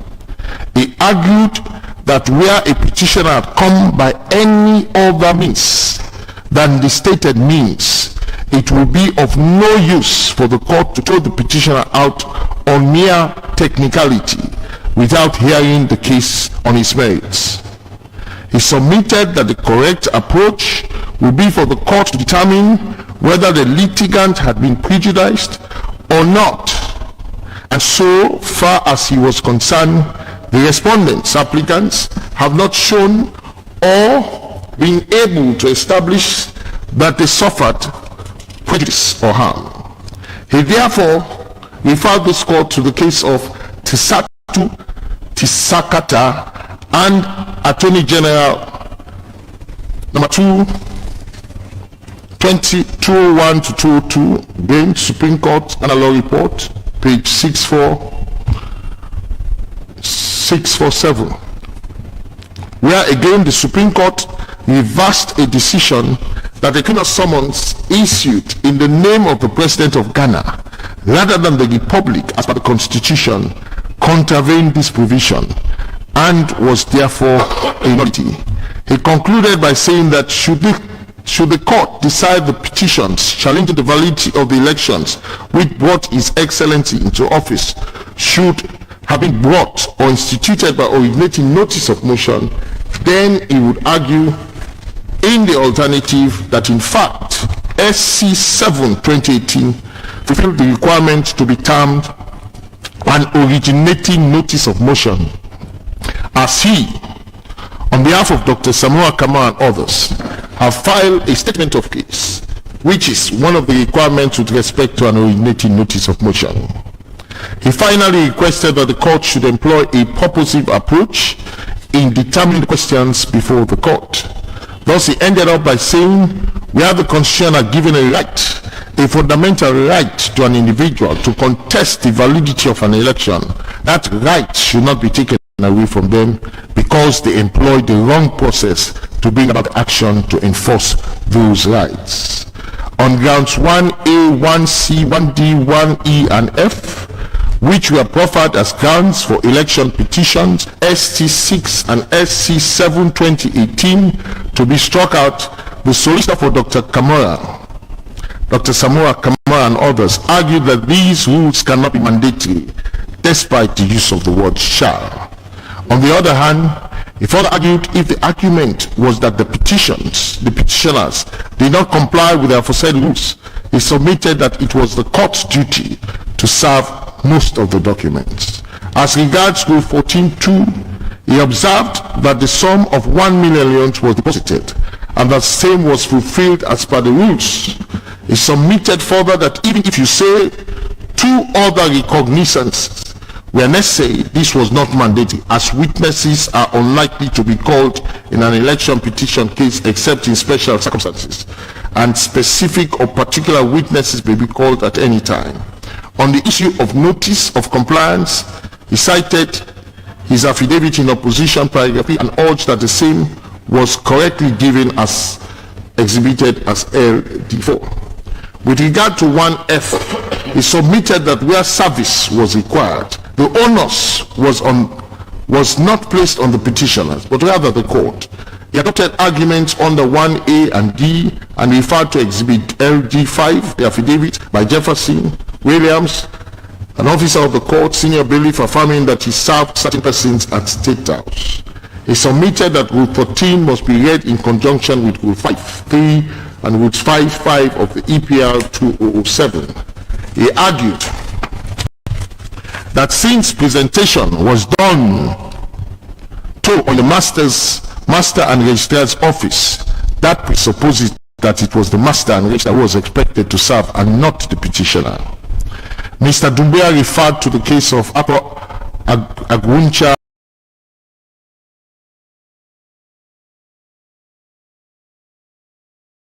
Nwanko and 2 others, and Alaji Umaru Yaradua and 40 others unreported, referred to by the petitioner, stating that same had no place, referred to by the respondent, stating that same had no place in the current proceedings as the facts were different. He he submitted that any technicalities as to the rules 1A, 1C, 1D, 1E, and 1F were defeated by Rule 52 of the EPL 2007 and 103 of the Supreme Court rules. He went further to state and argue that this application must fail because the application was not made within a reasonable time and eventually made after the respondent had taken a fresh step in the proceedings. He submitted that petition was filed on the 10th of April 2018. On the 4th of May, the applicants filed a notice and memorandum of appearance together with notice of appointed of solicitors and agent. On the 29th of May 2018, the applicant filed a notice of motion for consolidation of the cases. They filed affidavits in support of the application for consolidation, which was first heard on the 29th of May 2018, and on the 18th of July, judgment ruling was delivered. As a result of the above facts, he submitted, relying on the two of the High Court rules pursuant to Rule 98 and 103 of the Supreme Court rules, that the consolidation application of 29th May 2018 constituted fresh step. On relief or on ground number 2 and 3, the counsel for Dr. Samura Kamara and 2 others argued that the petition filed showed cause of action and claimed certain reliefs. He stated that when the respondent drew attention to the affidavit of the petitioner's case, paragraphs 11, 12, 13, and 13, he was looking at the petitioner's case. And in addition, he had filed a statement of case. That apart, they have requested for 4 reliefs. Thus, he concluded the petition was properly before the court and should not be struck out, but rather hard on it. He finally concluded by pleading with this court not to throw out the petition, as in his view, amendments could be made to rectifying any non-compliance with the rules in the interest of justice, so as not to sacrifice justice in the altar of technicalities or such. Submission by Dr. Sylvia Blyden as first petitioner in person. The first petitioner who was appearing in person observed that she had made this petition as a citizen who has a right to bring such a petition. In her submissions, she relied heavily on paragraph 9 of her affidavit in opposition, sworn to on the 5th of September 2018, and argued that none of the affidavits filed in support of the applicants to strike out the petition attempted to debunk that paragraph, such that the information therein was unchallenged, undisputed, and uncontroverted. To wit, that His Excellency the President entered appearance on the 17th of April 2018 as gleaned from Exhibit SOB 9, and so too the SLPP, the fourth respondent as per Exhibit SOB 10. And that those petitions were actually served, those documents were actually served with the petition. Those persons were actually served with the petition. She submitted also why the respondents applicants have applied and attempted to throw out a petition on several grounds as listed in 1A, 1C, 1D, 1E, and F for failing to comply with Rule 6, 12, 14, and 13 of EPL 207. It was a firm conviction that the election petition rules had no mandatory application on a petition brought to the Supreme Court in respect of presidential elections. She sought to buttress the submission and belief by holding that a presidential elections petition was radically different from parliamentary election, an expression which she adopted from the ruling of Justice Brahmak when consolidating both petitions on the 18th of July 2018. She observed and noted that while no mention of petition is made in the Constitution, except with respect to the Chief Justice's removal, the President's removal, and with respect to the proviso to 122, where any person may petition the President on some questions and the President in turn requests the opinion of the Supreme Court on the issue. Section 45(2) of the 1991 Constitution was very clear as to the fact that you can and must approach the Supreme Court alone when it comes to the issue of questioning the validity of the election of the President. She referred to the John Oponjo Benjamin case and submitted that while judgment made copious reference to the EPR 2007, it never in fact came out to state categorically that it was a result of failure of non-compliance with any of those rules of the EPR 207 that the election petition of Oponjo Benjamin was thrown out. Instead, what she said she understood to be mandatory was the mandatory requirement of Section 55(1) of the Public Elections Act No. 4 of 2012, that all petitions be filed before the Supreme Court not later than 7 days from the declaration of the results. And that was exactly what she had done by filing SC6, which had now been consolidated with SC7 2018.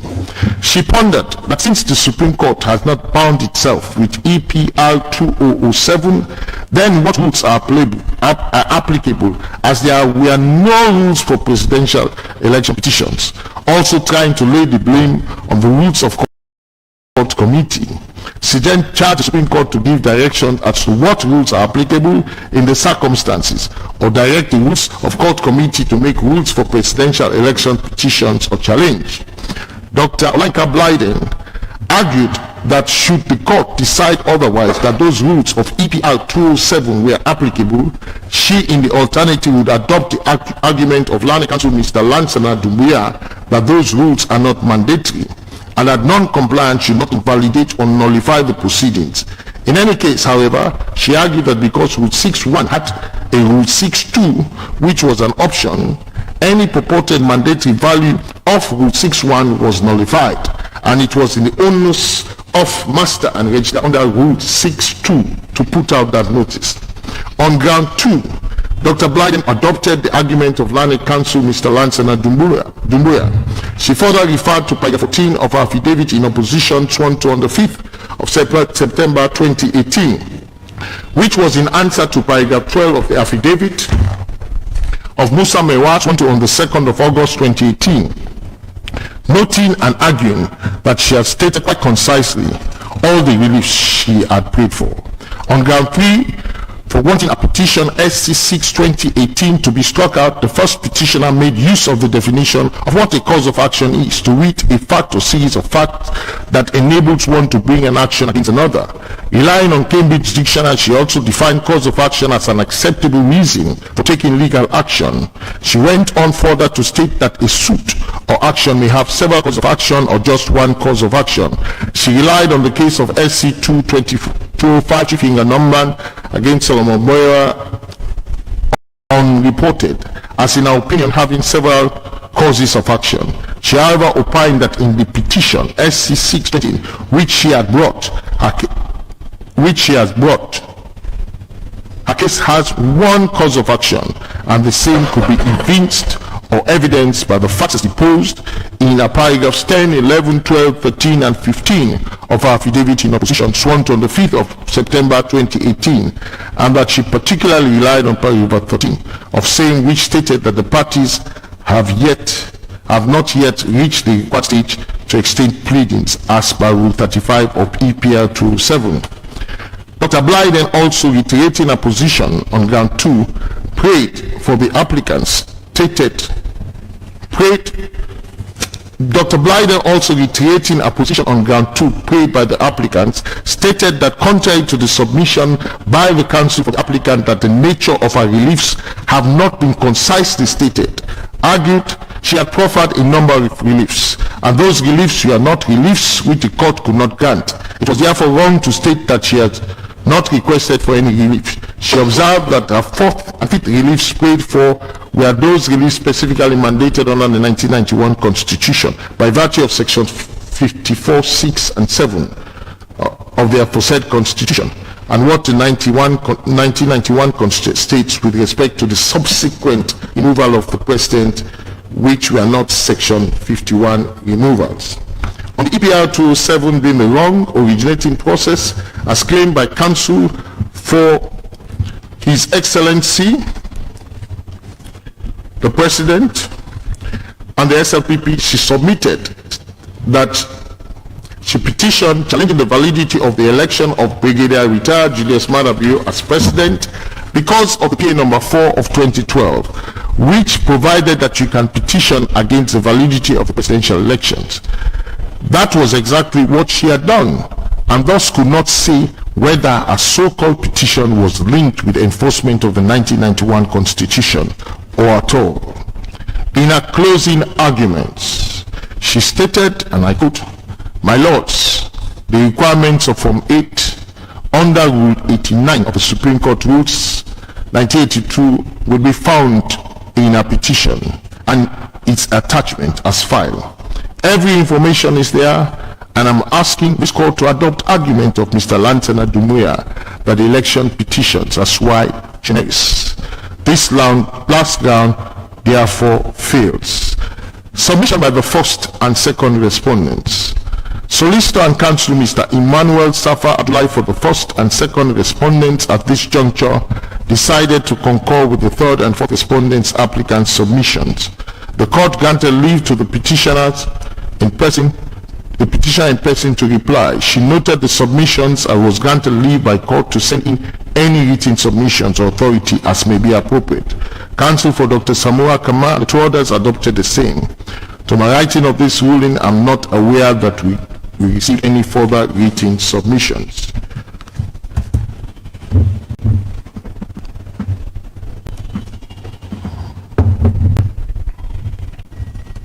Consideration of the issues. The above application and arguments relating thereto, as detailed above, raise a number of issues for consideration by this Honorable Court. In the application of 4th August 2018, before several grounds were raised, while the consolidated petition SC case number 6 and 7 2018 ought to be struck out. Before delving into and giving apt consideration to any of those grounds, I think it is pertinent to address the issue of the alleged unreasonableness of the application to strike out the petitions and the allegation that the respondent applicant took a first step by the filing of an application for consolidation of petitions belatedly raised by learned counsel for Dr. Samura Kamara and others. An issue of such needs addressing now as a declaration order that the application by the respondent applicant was made within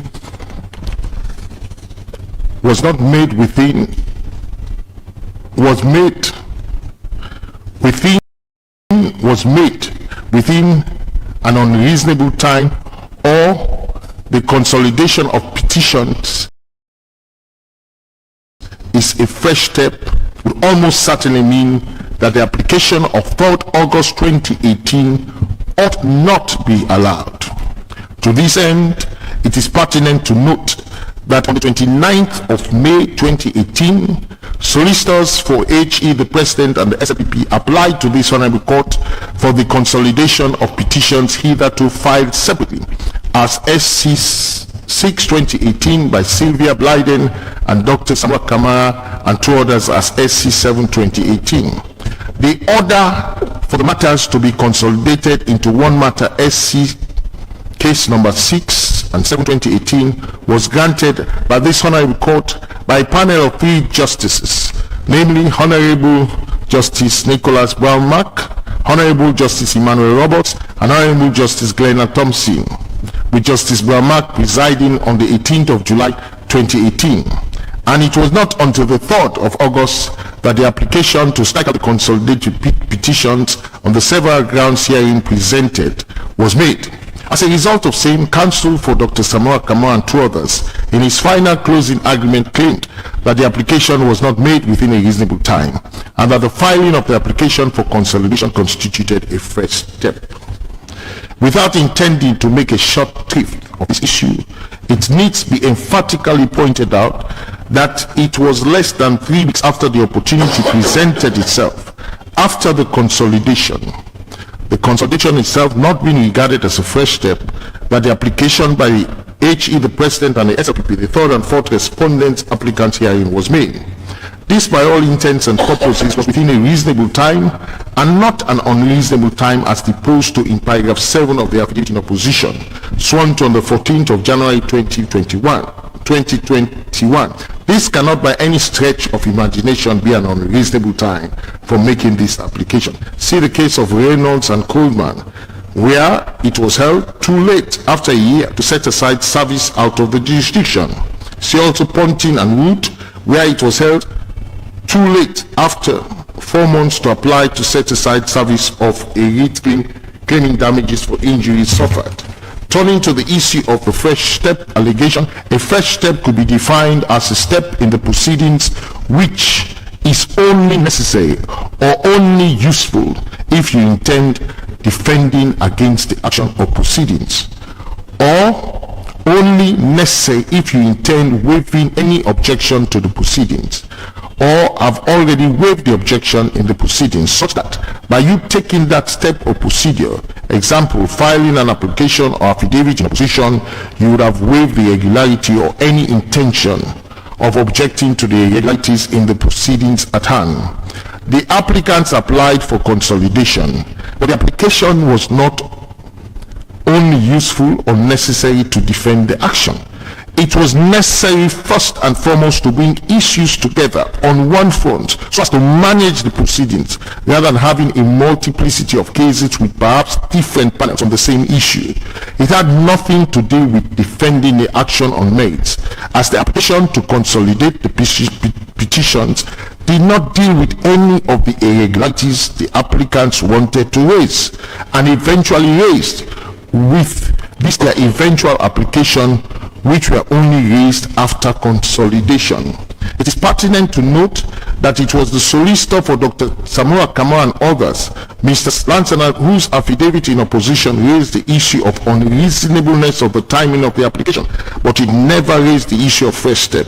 So it is improper for him to be raising this now. Fresh step is inapplicable by the set of facts relating to the consolidation, which Mr. Lansana Dumbuya has considered as fresh step.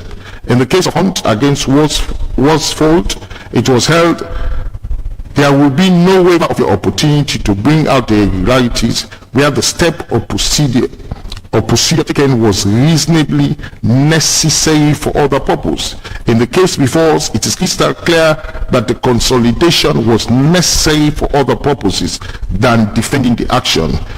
In the case of Julius settlement, it was also the case where the step was taken for another reason other than defending action to be taken to assert an objection and not to defend the action is another example. In the current case, the consolidation was taken to assert an objection after proper and easy case management had been addressed to the application and approval granted by the Supreme Court on the 18th of July 2018. Against the foregoing, the submission of Mr. Lansana Dumbuya that the application by the third and fourth applicants of 3rd August 2018 for striking out the petition on the ground that the application was not made within a reasonable time and that the application was and that the application for consolidated dated 29th May constitute fresh step fails. Against the foregoing, the submission of Mr. Lansana Dumbuya that the application by the third and fourth applicants of 3rd August 2018 for striking out the petitions on the ground that the application was not made within a reasonable time and that the application for consolidation constitute fresh step fails. Having clarified this issue, it brings us to the application to strike out both proceedings on several grounds. In this connection, there is ground 6, which is the primary ground, ground 2 and 3 in the alternative, and the 1A, 1C, 1D, 1E, and 1F further in the alternative. These grounds will be handled seriatim, starting with ground 1A. Under ground 1A, the third and fourth respondents applicants claim that the petitioners did not serve the election petitions SC6 2018 and SC7 personally on the third and fourth applicants within 5 days of the presentation of their petition, contrary to the election petition rules 12.1 and 12.2, 12.1 and 12.3, nor did the petitioners and agents deliver same to an appointed agent of the third and fourth applicants as required by section 12.2 of the EPR 207. Our findings are clear that the petitioners did did breach rules 12.1 and 2 and 3 of the election petition rules 207, and that the petitioner failed, refused, or neglected to personally serve on the third and fourth respondent applicants within 5 days of the presentation of the petitions. The petitioners, especially first petitioner, has made a heavy waiver of the fact that she did serve by showing exhibits SO9 and SO7. These do not in any way prove and constitute personal service. It showed solicitors for the fourth respondent, even before their appointment as agent, out of abundance of caution, entering appearance without really being personally served any petition. Turning to ground 1C, which stated that the petitioner's respondents failed to comply with Rule 6.1 of the election petitions Rules 207, and that they failed to leave at the registry in notice signed by them or on their behalf, giving the name of the legal practitioner who had the authority to act as the agent, or stating that the petitioner acts for himself or herself. The same could be gleaned from our findings, to wit, that they failed to leave at the registry in notice signed by them or on their behalf, giving the name of a legal practitioner who had the authority to act as their agent, or stating that the petitioner acts for himself or herself. What was done in both petitions was that in each petition, both petitioners filed a notice pursuant to Rule 7 of the EPR 207 rather than Rule 6, and the requirement of Rule 6 was not only completely different from the requirement of Rule 7 was not only completely different from Rule 6, but had no bearing on the current state of things, as none of the petitioners were MPs.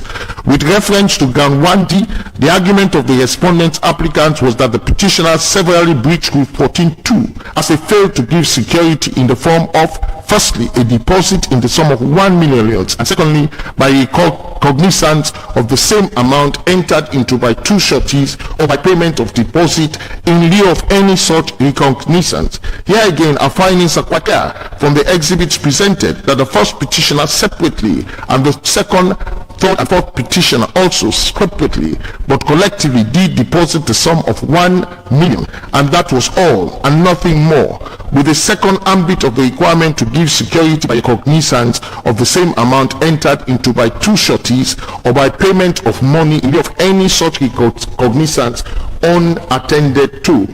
This was quite insufficient and against the rules, which required that while that deposit of 1 million was necessary as a deposit, the rules required further that recognizance of the same amount be entered into by two sureties or by the payment of further deposit of the same amount in lieu of the recognizances. Here again, the petitioners failed, refused, or neglected to comply with Rule 14. On ground 1E, the complaint of the respondent applicant was that the petitioner respondent did not serve the third and fourth respondent applicant with the notice of compliance with election petition Rule 207. As to the giving of security, of course, personal service within 5 days of the petition, as those Rules 4.2 and 12.1 were breached. Our findings again clearly show that this again was breached. Lastly, the respondent applicants claim that the petitioner's respondent failed, refused, or neglected to file an affidavit of the time, place, manner of service of the petition within 3 days of service of each of the petition, as was mandated by Rule 13 of the election petition Rule 207. Our findings disclose that indeed none of such was filed within the time frame required or at all. The counsel for the applicants argued that since each of these The counsel for the applicants argued that since each of these rules and sub-rules employed the use of the word shall, those provisions were mandatory, and the non-compliance thereof meant that the petition ought to be struck out.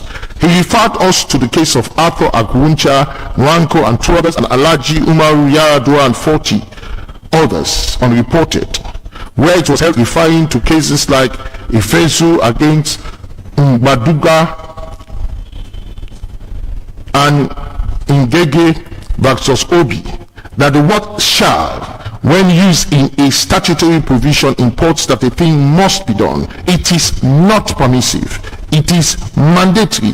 Learned counsel Mr. Banda Thomas further argued that it was also a cardinal principle of interpretation of statutes, that where words used in the provisions of a statute were clear, simple, and unambiguous, they should be given their simple, natural, and ordinary meaning. The counter-argument by the counsel for the second, third, and fourth petitioner's respondent was that shall does not always import a mandatory meaning, and that the courts must be minded in the interest of justice so long as there is no prejudice to apply a purposive approach to interpretation. From the above, it is clear, crystal clear, that the petitioner's respondents failed, refused, or neglected to comply with any of those rules alleged to have been breached.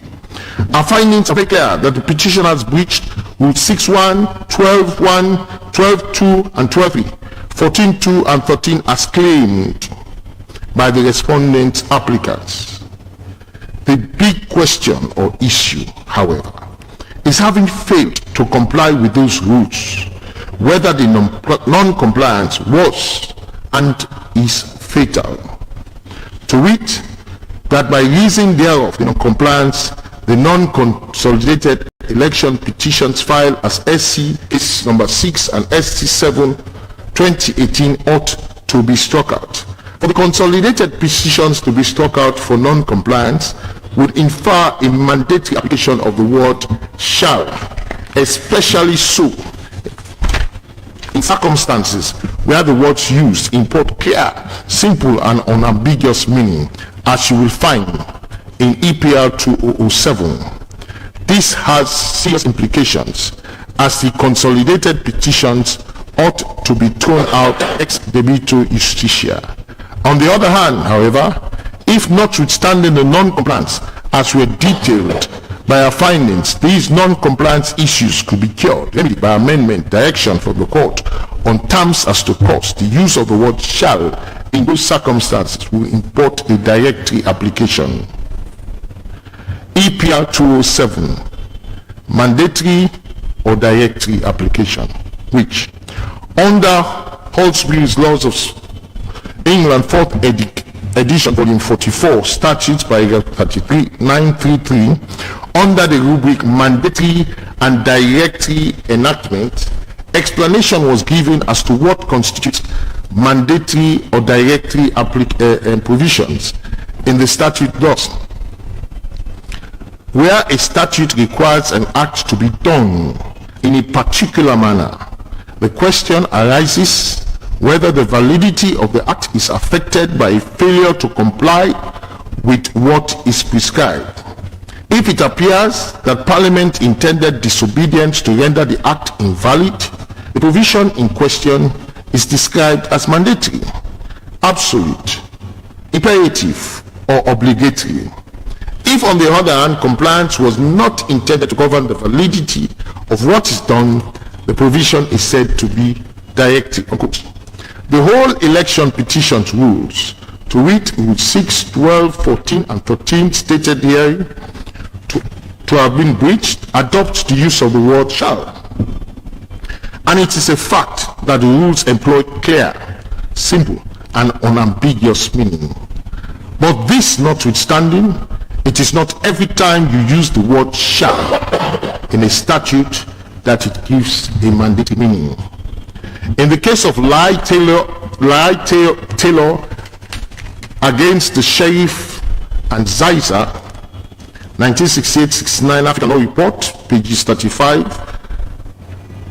page 44, the Court of Appeal was faced with the issue to decide whether the word shall in sections 9 and 10 of the Execution Against Real Property Act, Cap 22 of the Laws of Sierra Leone 1960 was directory or mandatory. The court held it was only directory. To come to the conclusion that the word shall in those sections were directory and not mandatory, the court took into consideration the case of Montreal Street Railway Company against Normandy, 1917 AC, page 170. The Supreme Court, too, in the Oponjo Benjamin case, had recourse to the use of recalls the case of Montreal State Railway Company and Normandy, 1917 AC, page 170. In that case, Lord Arthur Campbell said, quote, "The question whether provisions of a statute are directory or imperative has very frequently arisen in this country, but it has been said that no general rule can be laid, and that in every case the object of the statute must be looked at. In the Indian case of the state of Haryana and another against Raghubar Dayal, the Supreme Court of India observed, quote, "The use of the word shall is ordinarily mandatory, but it is sometimes not so interpreted if the scope of the enactment or consequences to flow from such construction would not so demand. Normally the word shall, prima facie, ought to be considered mandatory, but it is the function of the court to ascertain the real intention of the legislature by a careful examination of the whole scope of the statute, the purpose it seeks to serve, and the consequences that would flow from the construction to be placed thereon. The word therefore ought to be construed not according to the language with which it is clothed, but in the context in which it is used and the purpose it seeks to serve." With similar tenor, Holsby's Laws of England, 3rd edition, paragraph 933 further states, "No universal rule can be laid down for determining whether provisions are mandatory or directory. In each case, the intention of the legislature must be ascertained by looking at the whole scope of the statute, and in particular at the importance of the provisions in question in relation to the general object to be secured," unquote.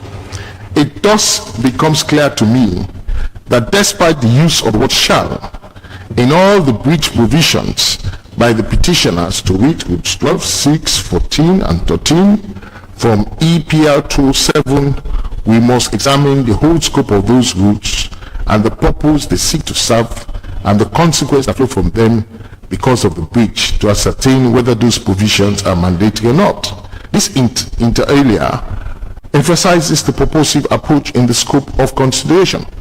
In S.G.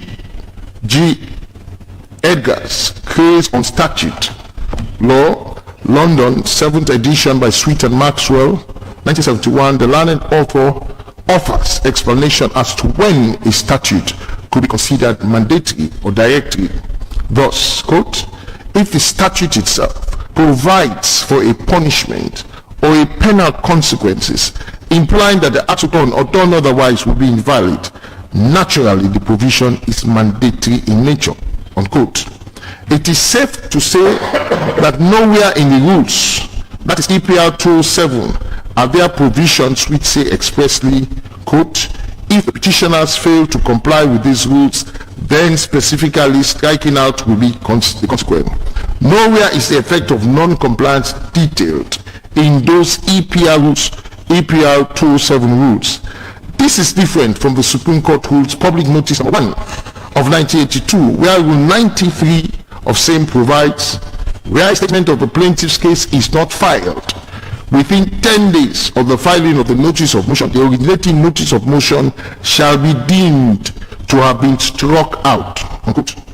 With the EPL 207, specifically with Rules 6, 12, 13, and 14, which are the alleged non-complied provisions, there are no such provisions detailing the consequences or penalty. In the case of Usman Abdal Tibu against National Electoral Commission and others, EP 7/2018, I had to deal with a situation wherein Section 78(2) of the 1991 Constitution had provided that the High Court, to which any question as to the validity of the election of an MP is brought under 1, shall determine the said question and give judgment therein within 4 months after the commencement of the proceedings before the court. The petitioners had filed their case within the stipulated time of 21 days, but then after legal wrangling here and there, 4 months had quickly elapsed, and the respondents wanted to guillotine the proceedings for which jurisdiction was embedded and vested only in the High Court to challenge the validity of the election of members of Parliament, such that the petitions, having brought legally and within the stipulated time, would stop abruptly without no full adjudication and determination on the mayor. I ruled the word shall was only directory, not mandatory.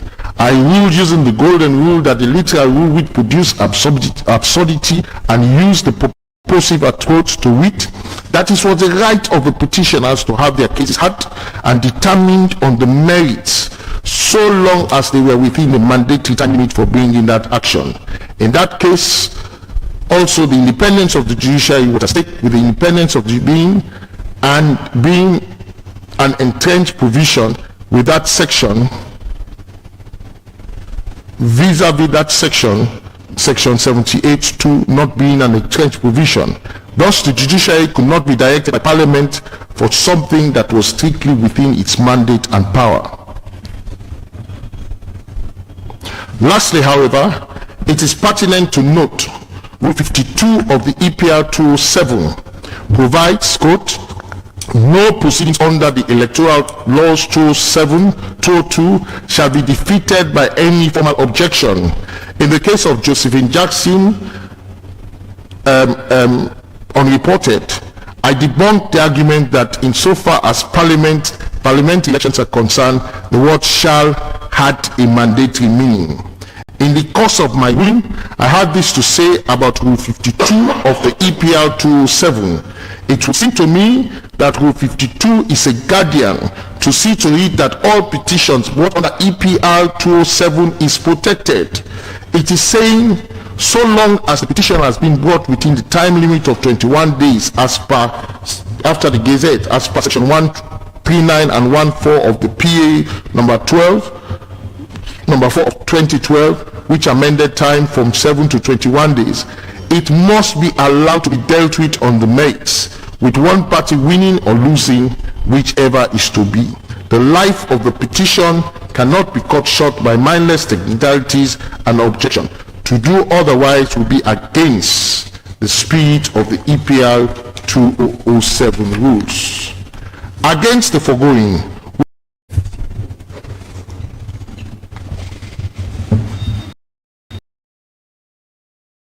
or losing, whichever is to be. The life of the petition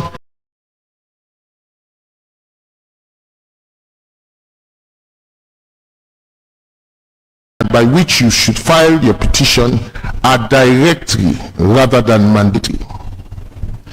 The above notwithstanding, those rules under the EPR 2007 adopted by all the petitioners to bring their petitions to no less a court than the Supreme Court clearly and distinctly do not apply in the case of any challenge to petition against the validity of the presidential elections in the Supreme Court of Sierra Leone. And it is against this background that the application to strike out the consolidated petition SC cases 6 and 7 2018 succeeds. What is the right originating process for bringing a presidential election petition in the Supreme Court?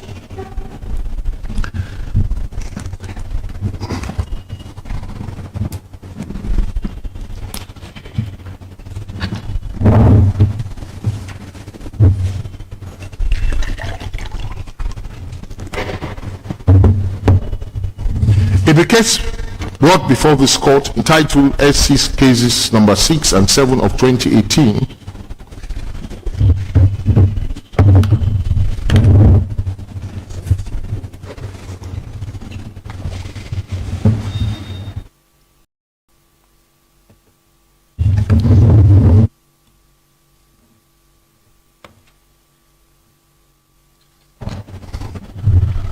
what is the right originating process for bringing a presidential election petition in the Supreme Court?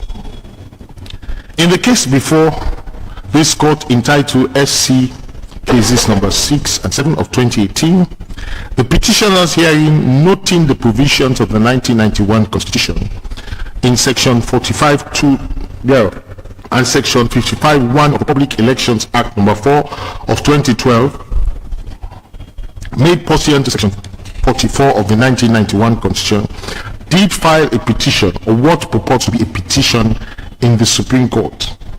These sections duly provide as follows. Section 45(2). Any question which may arise as to whether a. any provision of this constitution or any law relating to the election of the president under sections 42 and 43 of this constitution has been complied with, or b. any person has been validly elected as president under section 42 of this constitution, or any law shall be referred to and determined by the Supreme Court.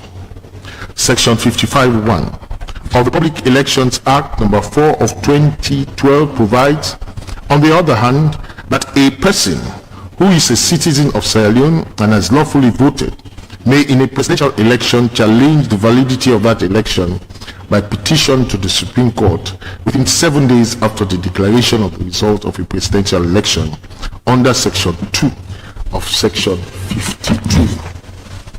The EPR 207 are the rules that were severally used by the petitioners to file their petitions in the Supreme Court. They allege that the basis for this stems from the fact that not only is there no presidential election petitions rules set up by the Rules of Court Committee, but that Section 55(1) of the PA No. 4 of 2012 expressly provides that, quote, a person may in a presidential election challenge the validity of that election by petition to the Supreme Court within 7 days after the declaration of the result, unquote. They claim the EPR 207, which they used in filing their petitions to the Supreme Court, was the only process envisaged by the PEA. And indeed, Section 45(2) of the 1991 Constitution for starting election petitions in the Supreme Court. They hold that, quote, by petition in the Supreme Court presupposes that it is by petition, of which the only kind, insofar as election petitions are concerned, is that created by Election Petitions Rules 207, which they have employed to challenge the validity of the election of Brigadier retired Maada as President of Sierra Leone. They also argue that while it was glaringly clear that there was as and is no presidential election petition rules, this was a problem of and for the Rules of Court Committee failing to make such rules. They argue that should this submission fail, then in a serious constitutional matter like this, the purposive approach to construction of provisions should be adopted, it being a matter dealing with the fundamental right of a person who has voted to challenge the validity of the presidential election. Counsel for His Excellency the President and SPP, the third respondent's applicant here, vehemently opposed those arguments on the ground that there are presidential petition rules for challenging the validity of election petitions pursuant to Section 45(2) of the 1991 Constitution, and this was by no other means or process other than originating notice of motion provided for in the Supreme Court, Public Notice No. 1 of 1982. They claim that the presidential election petition, so to speak, is a process to interpret or enforce the provisions of the 1991 Constitution, by which the very Constitution has made rules, as stated in the Rules of the Supreme Court, 1982, Rules 89 to 98 thereof. These rules were simple, clear, unambiguous, unprotracted, non-convoluted, and well suited for presidential elections, shall it, of the president. It required the filing within 7 days from the presidential election results of an originating notice of motion supported by an affidavit, which would detail all the facts and causes of action, and then at the same time, but definite not later than 10 days thereafter the filing of the plaintiff's statement of case, which should set forth the facts and particulars documented or otherwise verified by affidavit upon which the petitioner plaintiff relies, the names of witnesses, if any, whom he intends to rely on the list of authorities and their citation. Since such a process has not been adopted, they claim the petition file ought to be struck out. As a court, we note that the words used in Section 55(1) of the Public Elections Act 2018, which was made pursuant to Section 44 of the Constitution of Sierra Leone, Act number 6 of 1991, is that you challenge the validity of that election by petition to the Supreme Court within 7 days. This has a serious controversy because if we adopt a literal meaning of that phrase, would suggest that you come an originating process called petition, and this is what the petitioners, respondents, want this honorable court to believe and sanction. Hence the reason for filing the election petition to the election petition rules 207, challenging the validity of the election of Brigadier Julius Maada as president.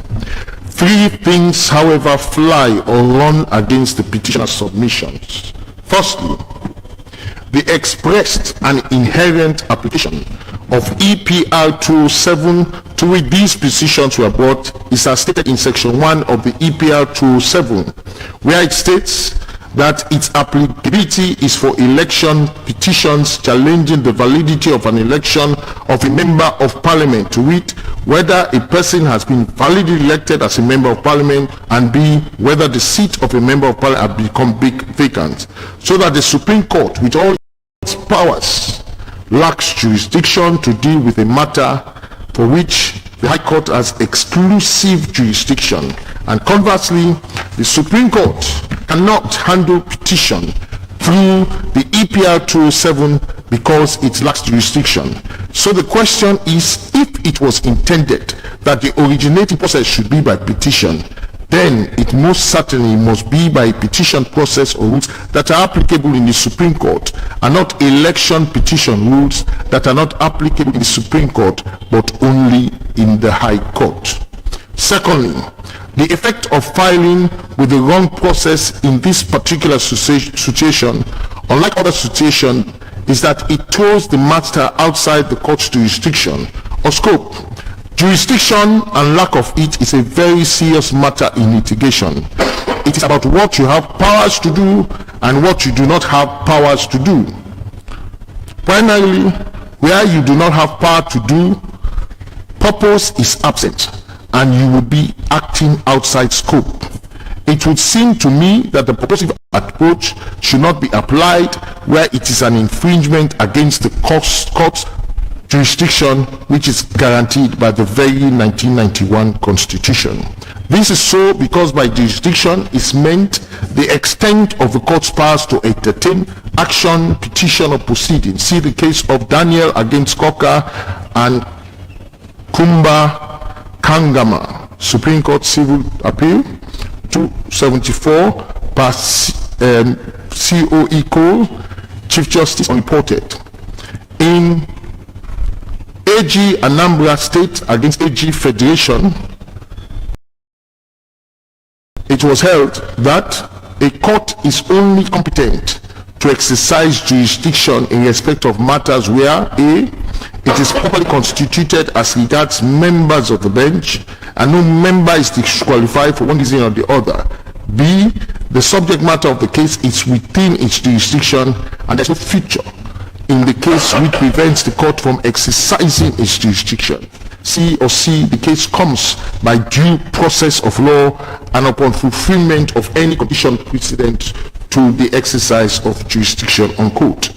In the case of Hinaman against Samabania and others, judgment delivered on the 31st of August 2005, the Lani Chief Justice then, Justice Adriana Thomas, CJ said, on jurisdiction, a distinction ought to be made between two meanings frequently attributed to the word jurisdiction, and which sometimes tend to lead to confusion.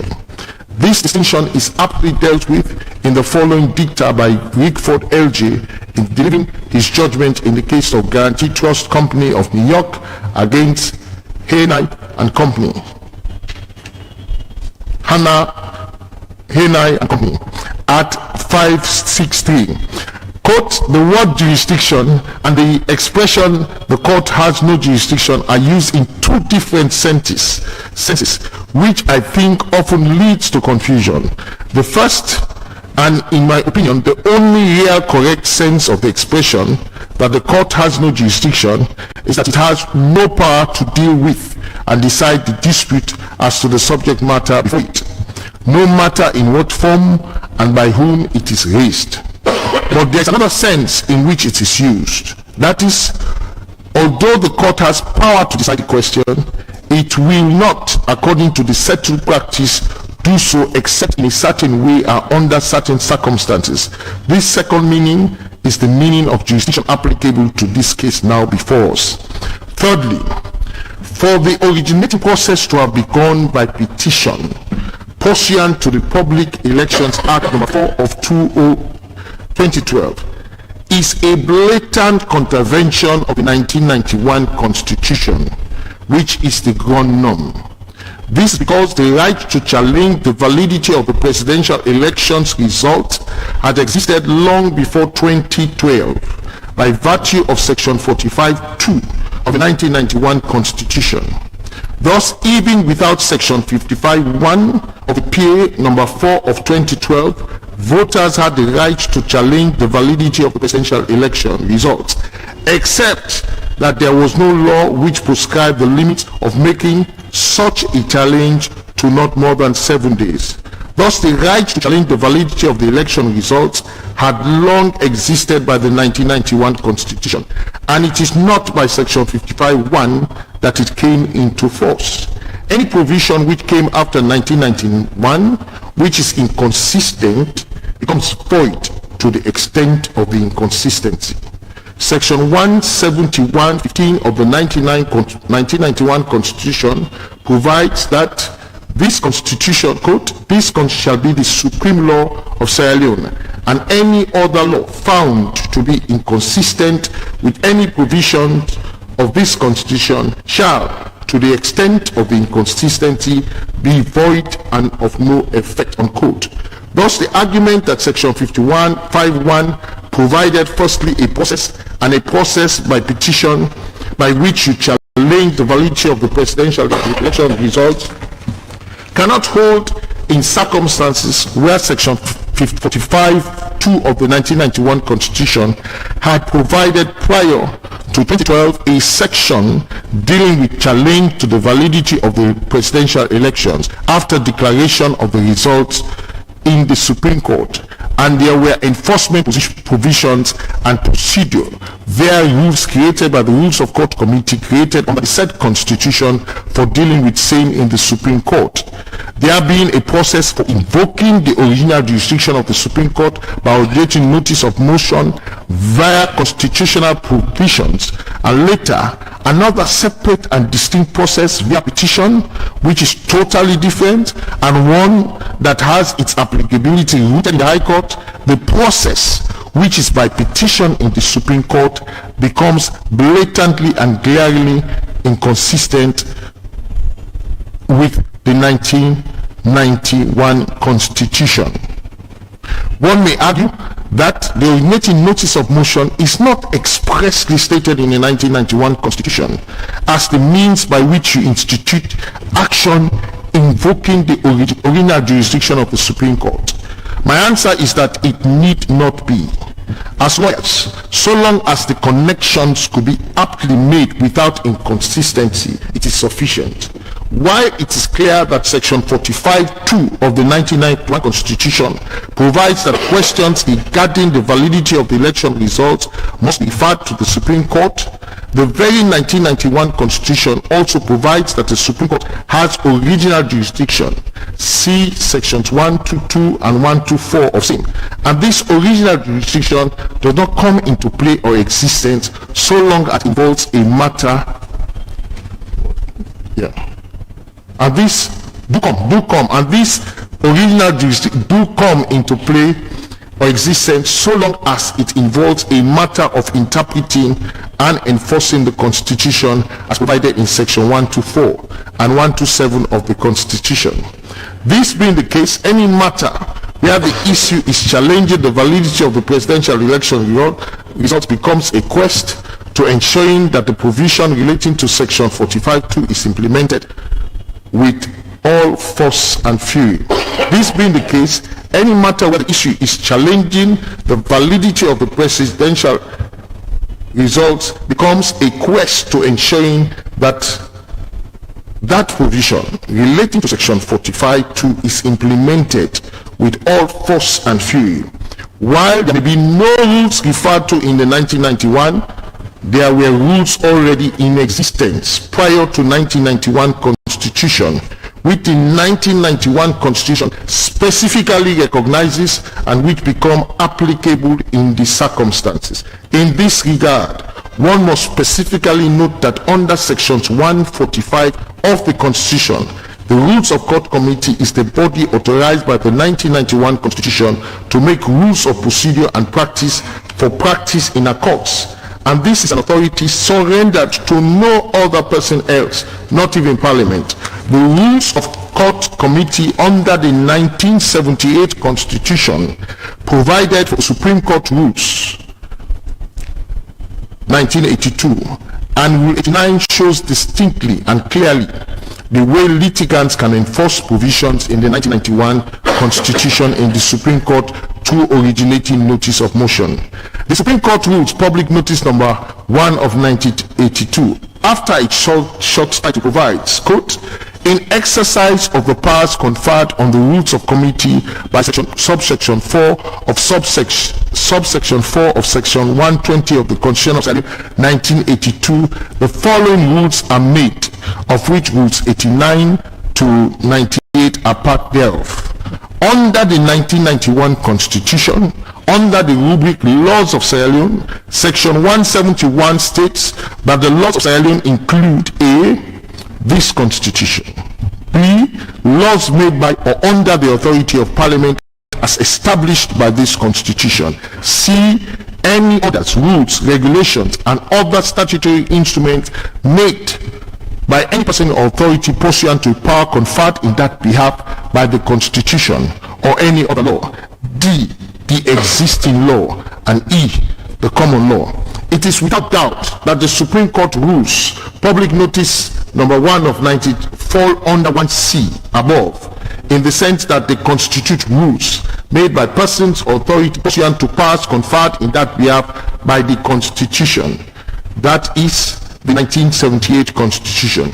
But they go beyond that, in that they come most importantly under 1D, also in that they form part of the existing law. Under section 170D, 174 and 176 and 177, the existing law is given distinct meaning and presence. Section 174 provides, quote, the existing law shall save as otherwise provided in subsection 1, comprise the written and unwritten laws of Sierra Leone as they existed immediately before the date of the coming into force of this Constitution, and any statutory instrument issued or made before that date which is to come into force on or after that date. Section 176 of the 1991 Constitution is to the effect that, quote, in this chapter, the expression existing law means any act, rule, regulation, or order, or other such instruments made in pursuance or continuing in operation under the existing Constitution and having effects as part of the laws of Sierra Leone or of any part thereof immediately before the commencement of this Constitution, or any act of Parliament of the United Kingdom or order of Her Majesty in Council, so having effect and may be construed with such modifications, adaptations, qualifications, and exceptions as may be necessary to bring it into conformity with this Constitution, as if it had been made under this Constitution. And section 177 of the 1991 Constitution additionally provides further as follows: the existing law shall, notwithstanding the repeal of the Constitution of Sierra Leone Act 1978, have effect after the entry into force of this Constitution, as if they have been made in pursuance of this Constitution, and shall be read and construed with such modifications, adaptations, qualifications, and exceptions as may be necessary to bring them into conformity with this Constitution.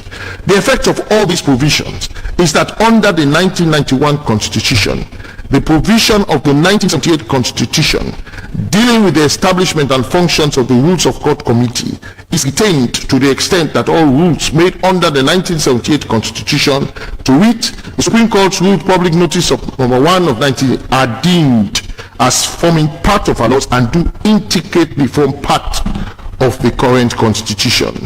The originating process mentioned there as the way of invoking the jurisdiction of the Supreme Court becomes the only way and law applicable to challenging the validity of a presidential election results pursuant to section 45(2) of the Constitution, otherwise called petitioning against the validity of the election of a president. The mention of by petition in the Supreme Court becomes destitute of any legal effect to the level of its inconsistency with the 1991 Constitution, in the sense that there cannot be another process of invoking the original jurisdiction of the Supreme Court by petition when the said Constitution already recognizes and applies originating notice of motion process through the Supreme Court rules or existing law. Alternatively, we do accept by petition to the Supreme Court words conferring a right to institute a challenge in the Supreme Court and no more. We do not accept the argument that because the word petition is used, it imports a technical meaning of an originating process for bringing election petitions. The ordinary meaning of the word petition is then a right to file in the Supreme Court, but not an originating process of election petition along the lines of EPL 207, which is only applicable in the High Court, but rather to originating notice of motion, which is the only means recognized by the Supreme Court, by the Constitution in the Supreme Court. Whether there are no presidential rules for election. The petitioners have, in the alternative, argued that if the argument is that they have brought action to the wrong originating process, then this is a result of the Rules of Court Committee not having made any rules for challenging presidential election results. Our answer to this is that it is a blatant misconception to say that the Rules of Court Committee has not made rules for presidential election petitions challenge. It did when it provided rules for bringing action invoking the original jurisdiction in the Supreme Court. Those rules were made in 1982 by the Rules of Court Committee established pursuant to Section 20 of the 1978 Constitution, the existing law, and the said rules were saved under the 1991 Constitution as if they were made under the 1991 Constitution by sections 171D, 174, 176, and 177, therein referred to as the existing law. What this means is that detailed rules of procedure have been prescribed or provided in relation to the exercise of jurisdiction conferred by the Constitution on the Supreme Court, whether in its original, appellate, supervisory, or advisory jurisdiction, challenging the validity of a presidential election result pursuant to Section 45 and Section 55(1) comes within the power of invoking the original jurisdiction or originating jurisdiction as it involves interpretation and enforcement of the provisions as stated in Sections 45(2) of the 1991 Constitution and Sections 55(1) of PA number 4 of 2012, so far as it relates to the time at which you bring the petition pursuant to Section 124 of the Constitution. Rule 89 of the said rules provides that any matter invoking the original jurisdiction in the Supreme Court must be by originating notice of motion. The effect here is that instituting proceedings challenging the validity of a presidential election through the prescribed method of originating notice of motion does not stop it from being a petition to the Supreme Court. Secondly, while there may not be any rules directly labeled or with short title presidential election results challenge or petition rules, there are rules existing within the context of the existing laws of Sierra Leone for challenging the validity of the presidential elections or petitioning against the validity of the elections, which rules are rules 89, 298 and 103 of the Supreme Court rules. There has been a lot of insinuation that the Rules of Court Committee should make rules for challenging or petitioning the validity. Against the above background, this is clearly unnecessary. It needs pointing further that unlike other countries where Rules of Court Committees have mandatory powers, such is the case in Ghana under Section 157 of the 1992 Constitution. The powers of the Rules of Court Committee in Sierra Leone, set up under Section 145 of the 1991 Constitution, is subject to the 1991 Constitution, and directly it states the Rules of Court Committee may make rules. The import here is that because there are already rules under the said Constitution via the Supreme Court Rules 98, there be not any further rules. Worse still, it seems these rules for testing the validity of the presidential election results have never been properly tested, as nobody has brought election petitions to the right process, even though it is waiting there to be used. Where it has not been properly tested, we cannot really know its weakness, if any. Having said all, it is strike law that where the Rules of Court Committee has failed to make procedural rules for something dealing with the fundamental rights of an individual, this should not debar the litigant from adopting any appropriate method for approaching the court. This, however, is not the case here.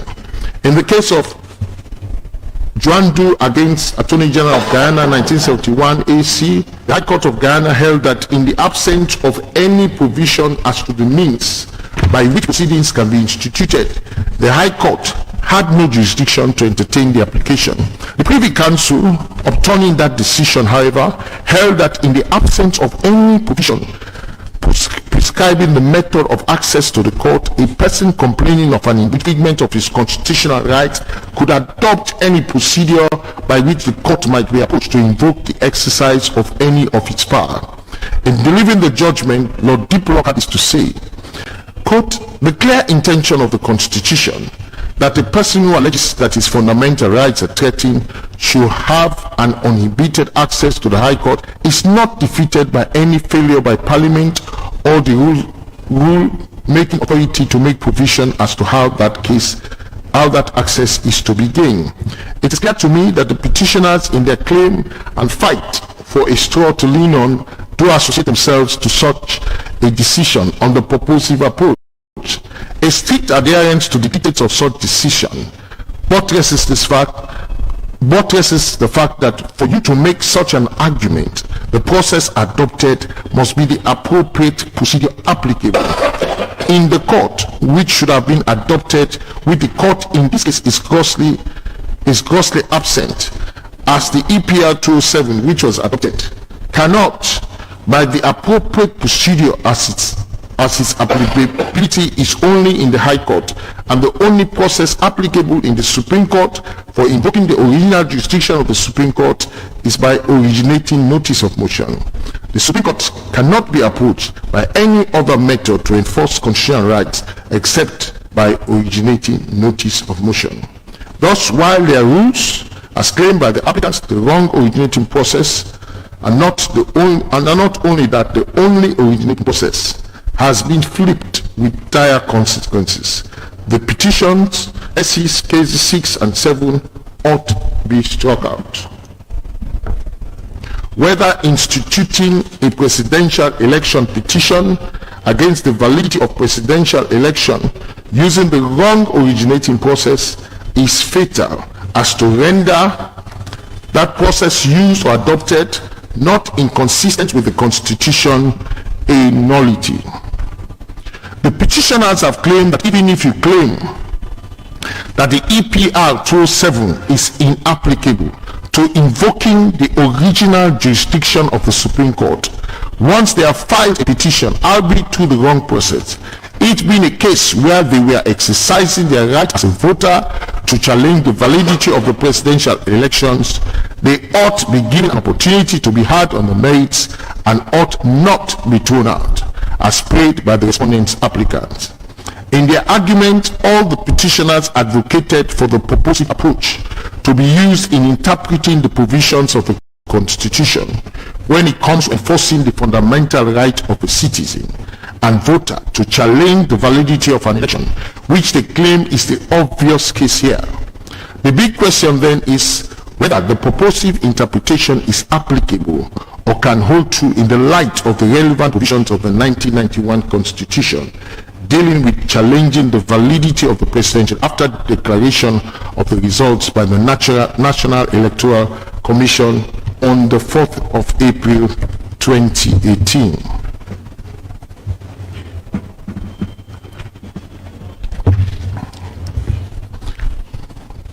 The petitioners claim support for this argument through basically two cases.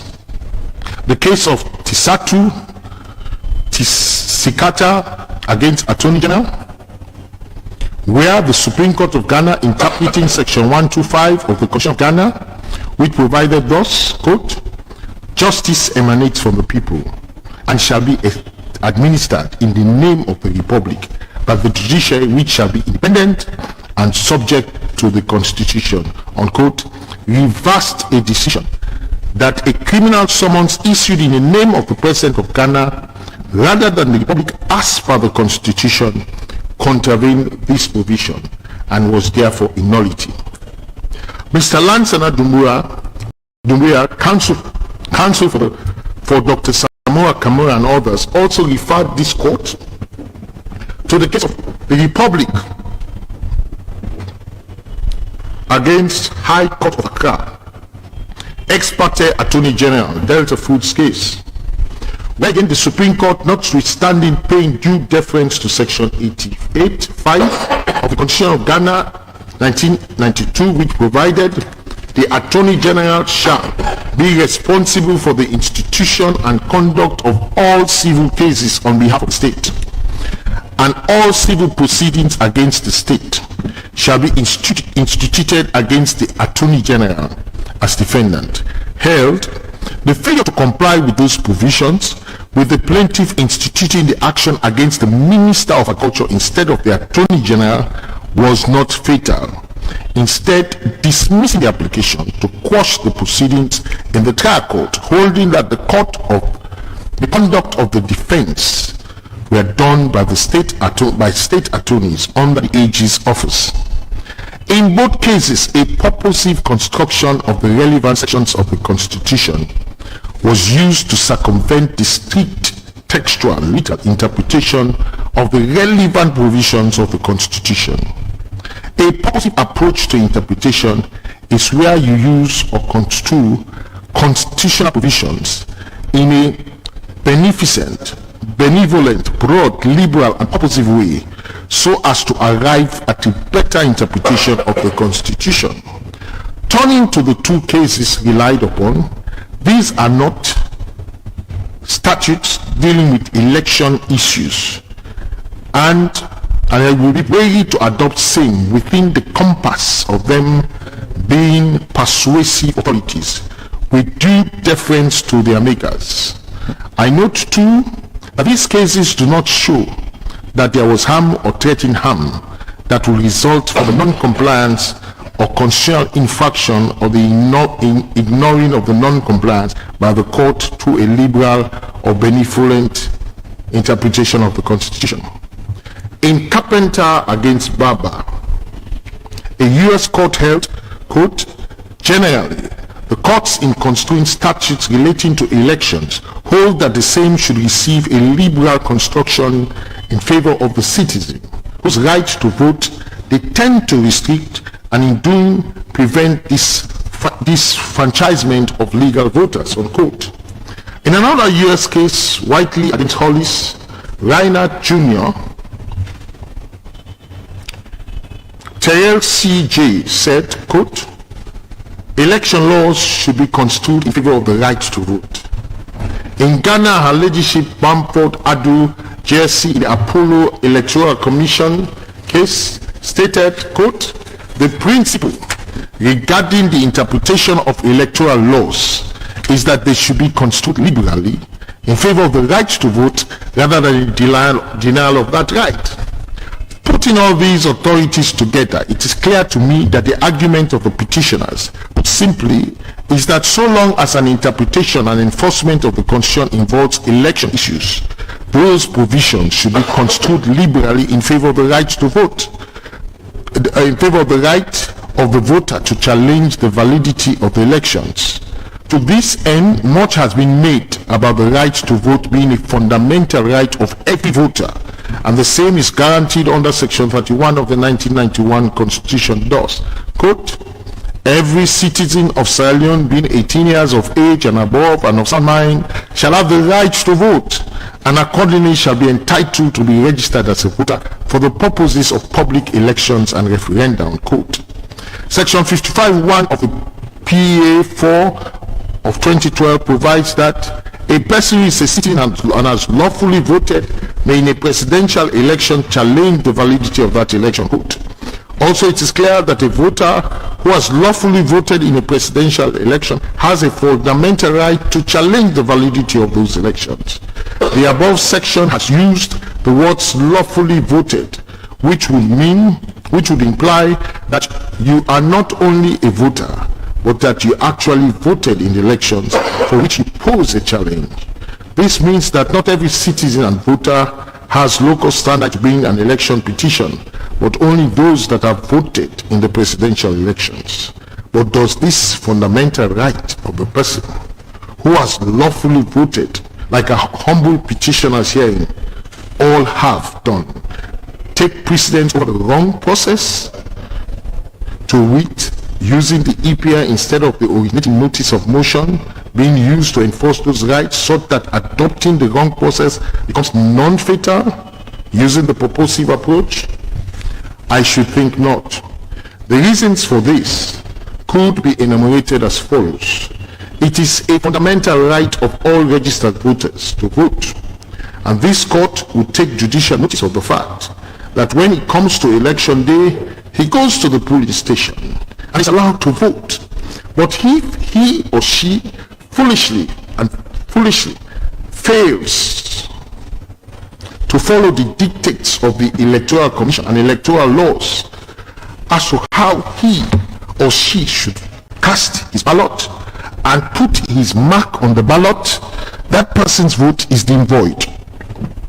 That voter would have been granted access to his fundamental rights and would be deemed to have voted, but yet still, for want of proper or correct process, his or her votes declared void and destitute of no effect. Nobody argues that even where there has been a breach or non-compliance of process or procedure to a void ballot by the voter, because of the fundamental right of the voter, that voter should be allowed to vote again. In fact, this will be possible and highly prejudicial. By the same token, it will be wrong when the 1991 Constitution, which is the ground norm, has prescribed the means of instituting proceedings in the Supreme Court, challenging the validity of the election of the president as to originating notice of motion, and the voter with local standard fails to follow the process because of his fundamental right, expect that his or so-called petition should not be declared void and their petition struck out or thrown out. To do otherwise will be highly prejudicial, and it calls for uncertainty in presidential elections. Fundamental rights has its limits and should not be lifted to the level it becomes prejudicial.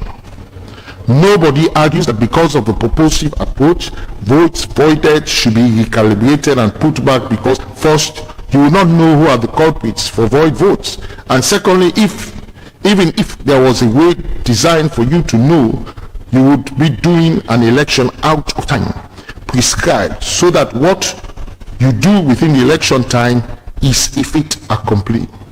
Our humble petitioners, because of their fundamental right to vote and the local standard they possess to challenge the validity to the presidential elections, were granted unrestricted access to challenge the validity of the presidential elections. Pursuant to such unrestricted access, they filed their petitions within the prescribed time of 7 days. Unfortunately, in doing same, they employ the wrong process instead of the right process of originating notice of motion. Should it not now be clear that it is equally a fait accompli, as they cannot now be given time outside this period to refile or amend their petition? What still? Use that petition as it is and hear it on the merits? I should think so. That apart, protecting the fundamental right to vote and protecting the fundamental right of a voter who has lawfully voted to challenge the validity of the elections do not stand on the same pedestal. This is because the right of a voter to challenge comes after voters would have exercised their choice and a winner presented by the higher or highest number of votes declared.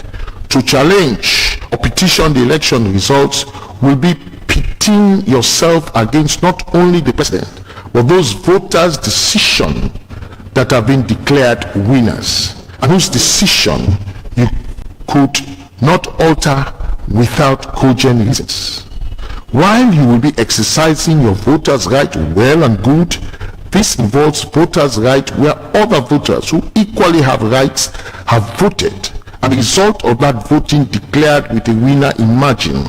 Thus, in the Tanzania case of Madundu against Wishemi and Attorney General against Wanza,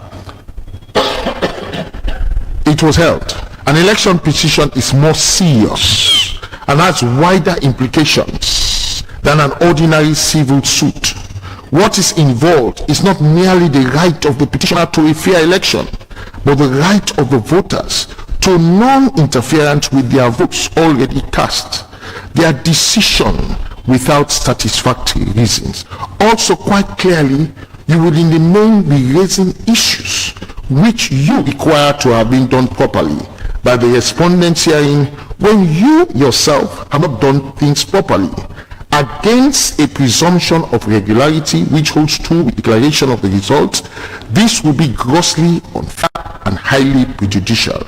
Against this backdrop, there is only one situation which is correct, and that is your wrongly filed petition ought to be thrown out. Looking at all the authorities submitted, there is none dealing with provision dealing with challenge of election results by a voter, and I will be reluctant to follow any to embellish the right of a voter in the name of purposive approach. The submission therefore by Dr. Blyden, Dr. Samura Kamara and others on the need to use the purposive approach therefore fails. Lastly, on the issue of non-compliance, we still believe that the argument on the purposive approach cannot stand, because the need to come by originating notice of motion and in the form prescribed in Rule 89 of the Supreme Court Rules, Public Notice Number 1 of 19 is mandatory, in that it has prescribed the consequences that should follow from non-compliance. Thus, under Rule 93 of the Supreme Court Rules 1982, the rules provide where a statement of the plaintiff's case is not filed within 10 days of the filing of the notice of motion, the originating notice of motion shall be deemed to have been struck out. If it provides striking out for those that have filed an originating notice of motion but yet do not comply with the rules on filing the plaintiff's statement of case, what about those like the current case that have failed, refused or neglected to comply with the procedure on invoking the originating jurisdiction of the Supreme Court, which is a graver infraction? In the spirit of the legislation, there could be no other result but to strike out the petition for failing to institute the proceedings by the court process. To conclude this point, the purposive approach is a very good way of interpreting the Constitution. As could be seen, it has been adopted a few times, but it's not always the right way. In the Constitution, there are so many competing rights. Even the president chosen and the voters who chose him have rights. You cannot hide purposive approach against the other rules of interpretation. All the rules for interpreting the Constitution are important, and you may choose one over the other when the need arises, with a view to having the most liberal in this circumstance, even if it means adopting the literal, strict textual meaning. Without more, on these points alone, the petitions ought to be struck out and are hereby struck out. Cursory glance of the petitions. We cannot end our consideration of the issues in this case without making some comments about the contents and substance of these petitions. We note that all the petitioners have one way or the other stated that they have in their respective petitions all the necessary information for the petitions to be had on its merits, barring the fact that the wrong process may have been used. In a closing argument, Dr. Blyden, the first petitioner, stated, and I quote, "My lords, the requirements of Form 8 under Rule 89 of the 1982 Supreme Court rules will be found in my petition and its attachments as filed. Every information is there.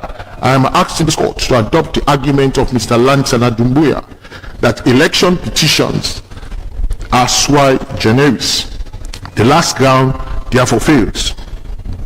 By the same token, we also note too that counsel for Dr. Samura Kamara and two others, Mr. Lansana Doumbouya, filed their petitions supported by an affidavit and even later filed what he alleges to be a statement of case, but which, with all due respect to him, was woefully short in meeting the requirements for a statement of case.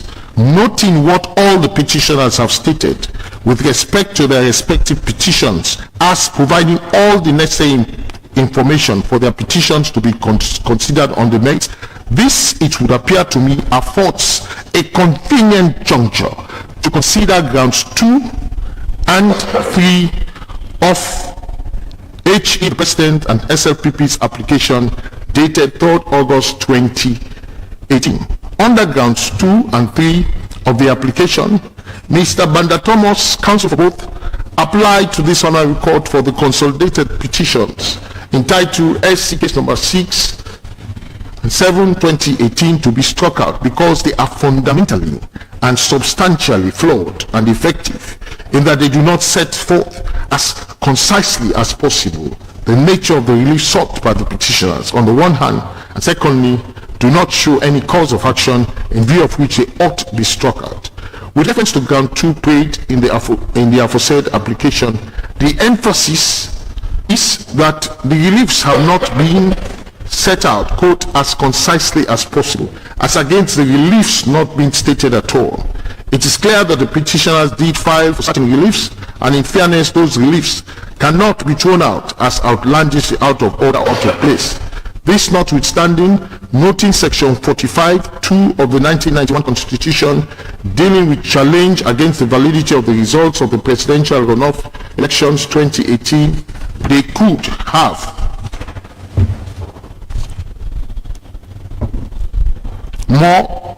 have been more aptly or elegantly put before the court. They have therefore not been set out as concisely as possible.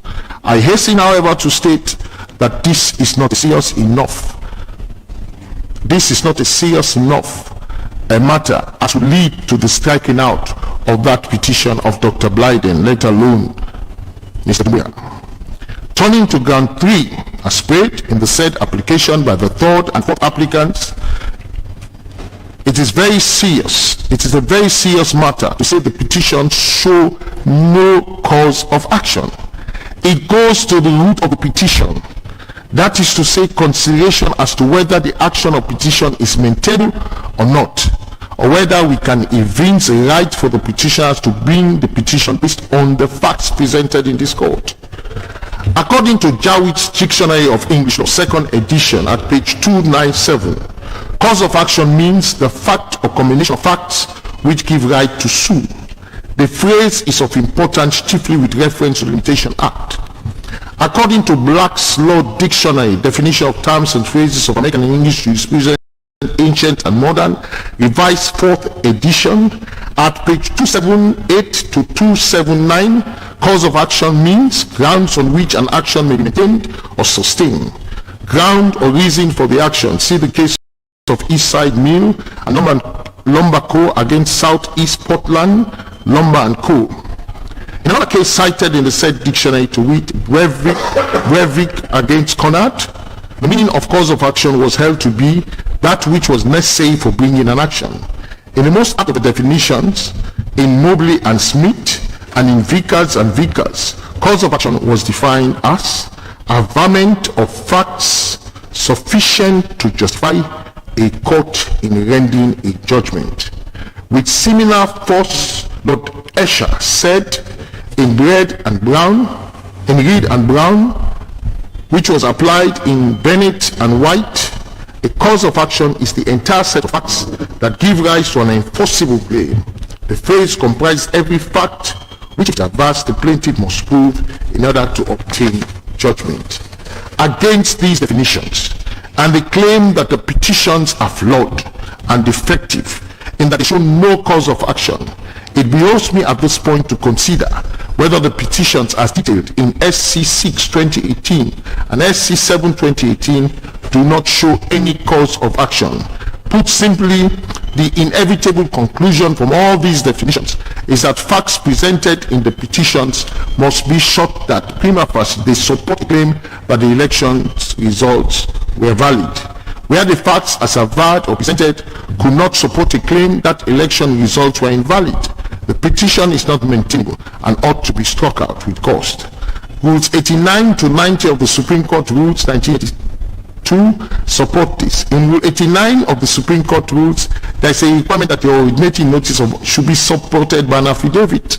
And normally it is a fact that affidavits constitute evidence and provide a vehicle for exhibiting relevant documents. Similarly, so Rule 90 makes it compulsory for the petitioner to state a plaintiff's case on which should be included the set of facts and particular documentary or otherwise verified by an affidavit on which the plaintiff relies. While we accept that the wrong process was adopted, this does not take away the fact that the petitions as presented should be or should have been loaded with the facts that will make the action maintainable, sufficient averment of facts that would justify the court in rendering a judgment. A close look at the petitions show that such facts were never presented by both petitioners. In the case of the petition of Dr. Blyden, the following is noted. In a petition, SC 6 2018, now consolidated SC cases 6 and 7, there are only mere allegations with no exhibits. Secondly, Dr. Blyden claims that there was a variance between voter registers published on the website of NEC and so-called unknown voter register. Without going into the details, even at the outset, it would appear to us that no matter which voter was used, it would have resulted in the same two persons contesting the presidential runoff elections. That is Brigadier retired Julius Maada and Dr. Samura Kamara. That apart, this was an issue with the 7th March elections, for which no petition was brought within the 7 days deadline as permitted by law. As gleaned from paragraph 6, 1 to 15 supra, Dr. Blyden's petition, she did raise issues dealing with the 7th March 2018 presidential elections. The result of the March 7 elections were published on the 13th of March, and thereafter no petition in March from same until more than 7 days after election results elapsed, and only after the runoff elections and declaration of the second election results. But yet, she's making the allegations relating to March 7 elections on this petition, and this is cleared out of order and statute barred because of the law to read section 55(1) of the PA number 4 of 2012, which is a mandatory provision, and to the effect that any challenge to the validity of that March 7 should have been brought on against 7 days after the declaration of that election result on this 13th of March 20. You cannot use those facts to grant culpability in the March 31st elections and the ensuing results. On a petition, Dr. Blyden averred, quote, that yet another voter register was issued to political parties on the eve of the runoff elections, thus giving 3 different sets of spread of voters per station. These have not been produced or exhibited in the petition. In her argument, she adopted learned counsel's submission that election petitions are sui generis. This no doubt is true and correct, but it is this fact that has placed a huge obligation on them as petitioners. Sui generis, interpreted literally, means election petitions of a special kind or particular kind, or in a class by themselves. But the import of elections being sui generis has several heads.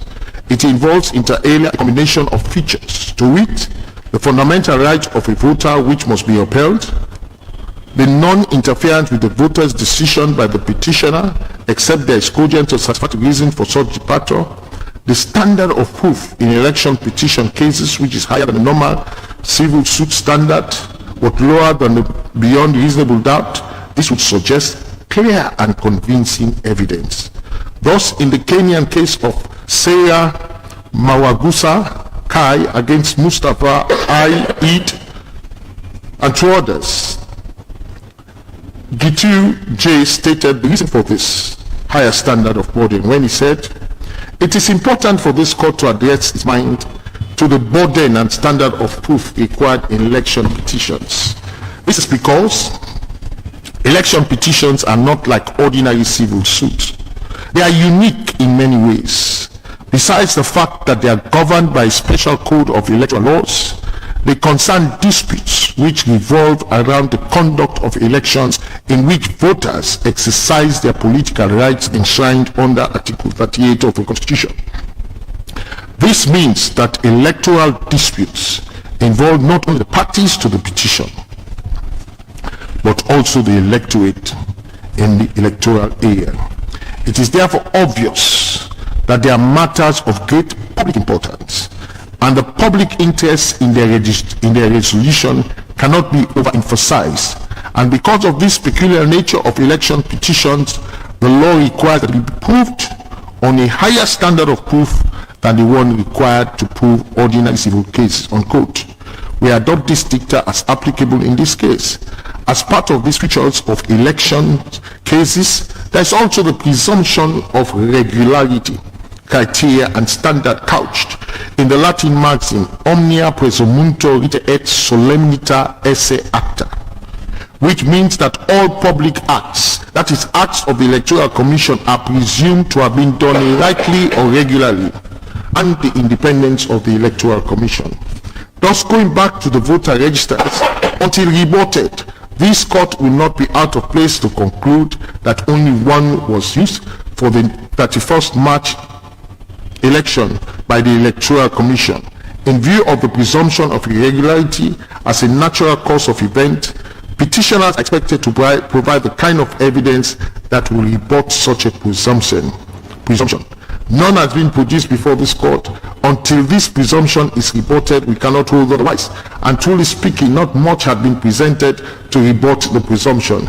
In truth, it must be further stated that as per section 32(11) of the 1991 Constitution, in the exercise of its function, the Electoral Commission shall not be subject to the direction or control of any person or authority except the courts by virtue of section 17113 of the 1991 Constitution. They were operating within their mandate. That apart, and further as stated in the Tanzanian case of Madondu against Mshwemi and Attorney General Mwanza, quote, "An election petition is more serious and has wider implication than an ordinary civil suit. What is involved is not merely the right of the petitioner to a fair election, but the right of voters to non-interference with their votes already cast, their decision without satisfactory reason." Dr. Sylvia Blyden also claimed in a petition that some APC party agents deployed in the southeast of the country reported that they were violently intimidated. This is hearsay in the absence of them providing evidence of same, while having the opportunity to do so, and even given the opportunity to file additional or further affidavits by order of this court dated 3rd December 2022 on or before the 31st of January 2021. She failed, refused, or neglected to do so, only filing an affidavit which had no record, data, or statistics of overvoting. Dr. Blyden claimed in a petition that there were reported widespread cases of overvoting in hundreds of polling stations in the southeast when using the voter register used by NEC, which she claimed was the third version of voter register. I take judicial notice of the fact that overvoting is easily proved when documents as in the 8th schedule of the PA number 4, 2012 is produced in court. This document is referred to as a statement of results of poll and is a form of result sheet in each polling station, which is given to all party agents such that it should be readily available. Where same is produced, overvoting could easily be deduced. None has been produced in court, and it is but clear that overvoting cannot be ascertained. Against the foregoing, there is prima facie no evidence of overvoting. The same can be said of the other allegations, namely that of violence, irregularity, etc. You don't just say, you prove, and more so with records, data, and statistics. As things are, the first petitioner has not even brought up the evidence which will lead us to consider whether those facts as stated could be carefully looked at and proved. There is no evidence of violence as alleged, and there is no evidence of irregularity, let alone there being enough of such overvoting as will be necessary to vitiate the election results. The effect of all this is that there is truly, as claimed by the respondent applicant, no facts alleged which gives the right to petition, and this tantamounts to there be no cause of action. As regards to the petition of Dr. Samura and two others, they too have not displayed any cause of action. They made references to the 7th March elections, which was already started by in terms of bringing petition challenge against its validity. They also made reference to a set of documents which they were unable or did not produce despite the huge onus of burden and standard of proof placed on them as petitioners and the presumption of irregularity, which is law of evidence in such circumstance. With respect to overvoting, the same considerations as with Dr. Blyden applies. Heavy weather was made of NEC not complying with sections 91, 93, and 94 of the PA number 4 of 2012 by all the petitioners. These sections have nothing to do with polling, where the actual result elections took place, and there is no allegation or proof that the ballot papers were actually tampered with. Further, a number of legal authorities show that non-compliance with the law alone, without evidence that the electoral process or the results have been materially or fundamentally affected, is not the basis for invalidating an electoral outcome. See the following case, the case of Raila Odinga case, Raila Odinga 2013, Raila Odinga and another, an Independent Electoral and Boundaries Commission and others, presidential petition number 1, 2017, Buhari against Obasanjo 2023, right? The point being made here is that there is no evidence, documentary or otherwise, presented despite the ample opportunity given. In the case of Morgan and Simpson, 1974, All England, Lord Denning said these words, which have often guided courts when handling cases of elections. After collating what had been happening in several cases involving elections, he said, I suggest that the law can be stated in these 3 propositions. 1. If the election was conducted so badly that it was not substantially in accordance with the law as to elections, the election is vitiated irrespective of whether the result was affected or not. That is shown in the Hackney case, where 2 out of 19 stations were closed all day and 5,000 voters were unable to vote, unquote. If the election was so conducted that it was substantially in accordance with the law as to elections, it is not vitiated by breach of the rules or mistake at the polls, provided it did not affect the results of the election. That is shown by the East Linton West Division Meadhurst against Love and Casket case, where 14 ballot papers were issued after 8 p.m. 3. But even though the election was conducted substantially in accordance with the law as to elections, nevertheless, if there was a breach of the rules or mistake at the polls and it did affect the results, then the election is vitiated. That is shown by Gordon Sharp, where the mistake in not stamping 102 ballot papers did affect the result. In the Lincoln case, His Lordship Justice Kennedy had this to say, quote, "An election ought not be held void by reason of transgressions of the law committed without any corrupt motive by the returning officer or his subordinate in the conduct of the election, where the court is satisfied that the election was notwithstanding those transgressions, an election really and in substance conducted under the existing election law, and that the result of the election, that is, the success of the one candidate over the other, was not and could not have been affected by those transgressions." It has often been opined that the net effect of such propositions is that election once conducted will not be declared void, invalid, or vitiated unless and until it is proved that there are infractions or irregularities that actually affect the total votes cast at the polling station, and by extension the whole country, and not the incident of administrative errors or mistakes committed by officers charged with the conduct of such elections. These propositions as to how to handle election cases, in all fairness, do not even arise in this case, as what has been presented and is before us, in the absence of detailed records, data and statistics as exhibit, do not even reach the threshold for such consideration. It borders on frivolity. The inevitable conclusion is that there has been no sufficient avowment of facts that would justify judgment one way or the other. Hence, no cause of action shown for both petitions, and those petitions ought be struck out. Conclusion. In conclusion, the petitioners have failed, refused, or neglected to produce any evidence to rebut the fact that Brigadier retired Julius Maada, now president, was validly elected as president of the Republic of Sierra Leone. All things considered, the petition of Dr. Sylvia Blyden as Sylvia Blyden as SE6 2018, and that of Dr. Samura Kamara, Mikhail Mansari, and Ambassador Dr. Fode Yansane as SC7 2018, now consolidated as SC6 and 7 of 2018, are all herein struck out.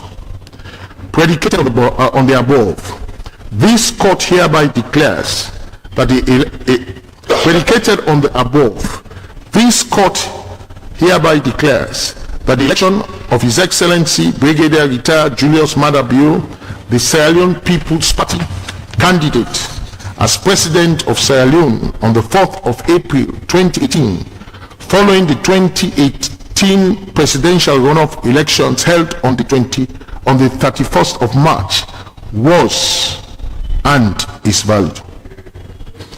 Each party to bear their own cost. I agree. I agree. I agree. I agree.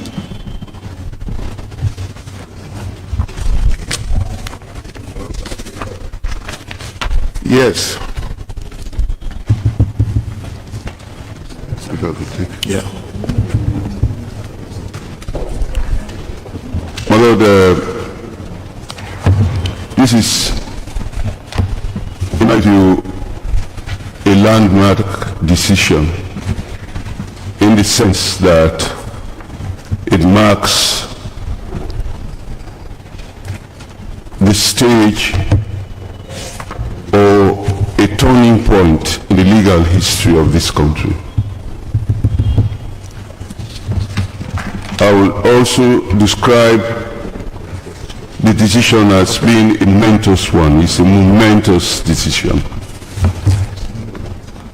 And I would say that this is a monumental achievement on the part of our benchers, the Supreme Court, in the case law of this country. My Lord, there is usually the saying that judges make law, but this is really another way of saying that by your decisions you set precedents.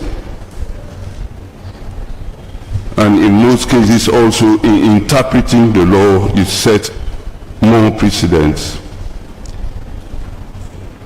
It goes without doubt, in the judgment, in the ruling you have just given, you made references to several cases in Ghana, Nigeria, Kenya, Tanzania, mostly Commonwealth countries, which means in actual fact that although the decisions are not binding on this court, but they are of persuasive value. It goes without saying that the judgment, the ruling you have given today, the decision, my Lord, will enjoy the same importance in any of these countries. I can visualize situations where in Nigeria, in Ghana, in Kenya, where this decision will be cited in support of their arguments. My Lord, generations yet unborn would quote this decision in support of their legal arguments. I want to say, my Lord, that it is epoch-making. It is an epoch-making decision. And I congratulate my Lord Chief Justice and other members of your panel for having the courage, because it had to do with courage to give such a decision.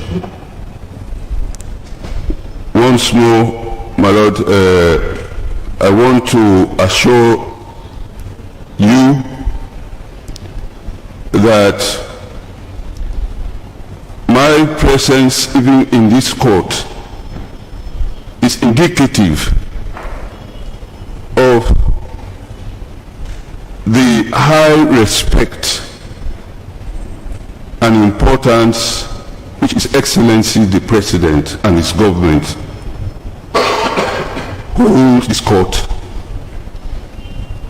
They have given us the space, the enabling environment, because without giving the enabling environment, we cannot have the rule of law in this country.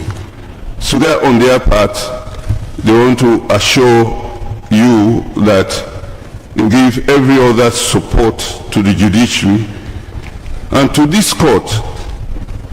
Let us live to see and hear such momentous decisions being given by this court as we go along.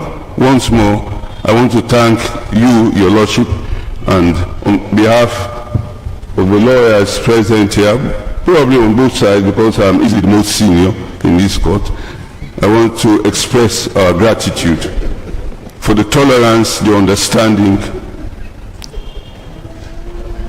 you've shown. I thank you for listening to me. That's it.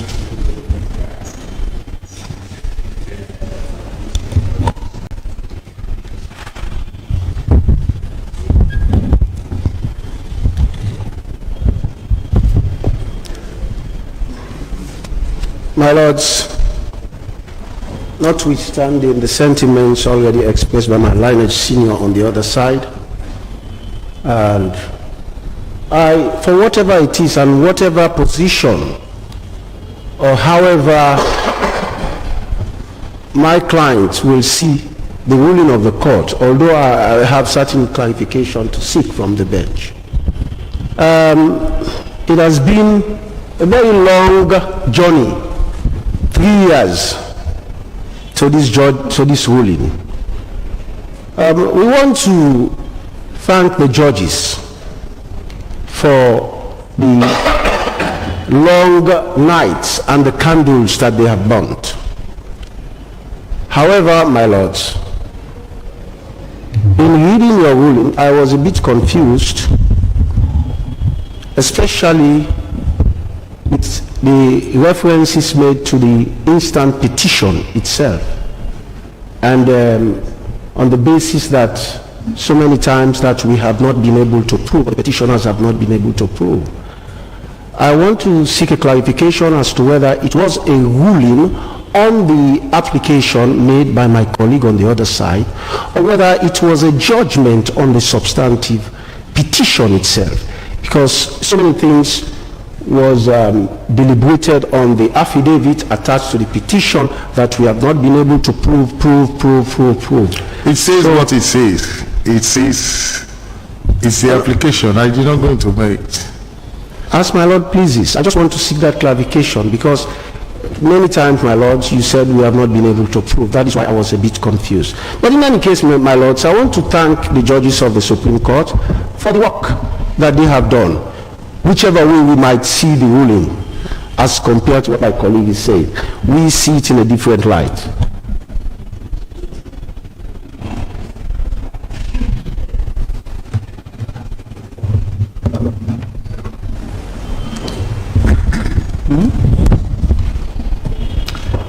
My Lords, I want to join with the Honorable Banda Thomas to thank you for what has brilliance in parts of it. I was pretty much impressed, especially in explaining how Section 55(1), the word petition, attempts to contradict the National Constitution, Section 45. Albeit that Section 45(2)(b), under which we are empowered to come in front of you, doesn't really seek interpretation of the Constitution, but the brilliant manner in which you laid out the bereft of legality of Section 55(1) of the Public Elections Act will go down as really epoch-making, because it's simply brilliant. However, my Lord, in my affidavit in opposition to this motion, I had made it quite clear that all my evidence was not yet tendered. I made that very, very clear in my affidavit, my Lord, that the affidavits of those people in the southeast who were traumatized, the voter registers, the various voter registers, and even the statistical analysis, my Lords, I never submitted them yet, because going by the election petition rules, part 3, the time had not yet reached for me to submit my evidence. If we look at the election petition rules of 2007, which is what I have used in the absence of a presidential election petition. So, my Lords, even though I accept with humility so that... you see why that rule is not a good rule. It yes, delays the whole process. It's not prompt. Yes, my Lords. I mean, I accept the originating notice of motion and the brilliant way in which you quoted the fact that Section 171 of the Sierra Leone Constitution actually gives powers to the Supreme Court rules as being available and effective rules for presidential elections petitions. My Lords, when I came to this court, I stated clearly that I would want clarity on how do we challenge a presidential elections. And Lords, you have done that today. Thank you. And you did that brilliantly. I believe if there's going to be any challenge in the 2023 elections, we now know I know how to come. And the other side, in case they happen to be wanting to do a repetition of 2012, they also would know how to come. Because how they came in 2012, my Lords, is now proven to be the wrong method. So I thank you, my Lords. I'm very grateful. And I must also say I am grateful that everybody should bear their costs, because I was a bit worried.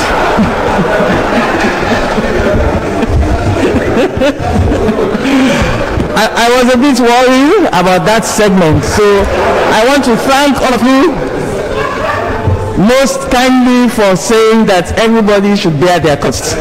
My lords, your judgment, albeit my part of not presenting my evidence, which is why that's the only small but I have, but your judgment remains to be a brilliant judgment that would now guide the process of challenging presidential elections. This country owes you for what you have done, and I thank you. On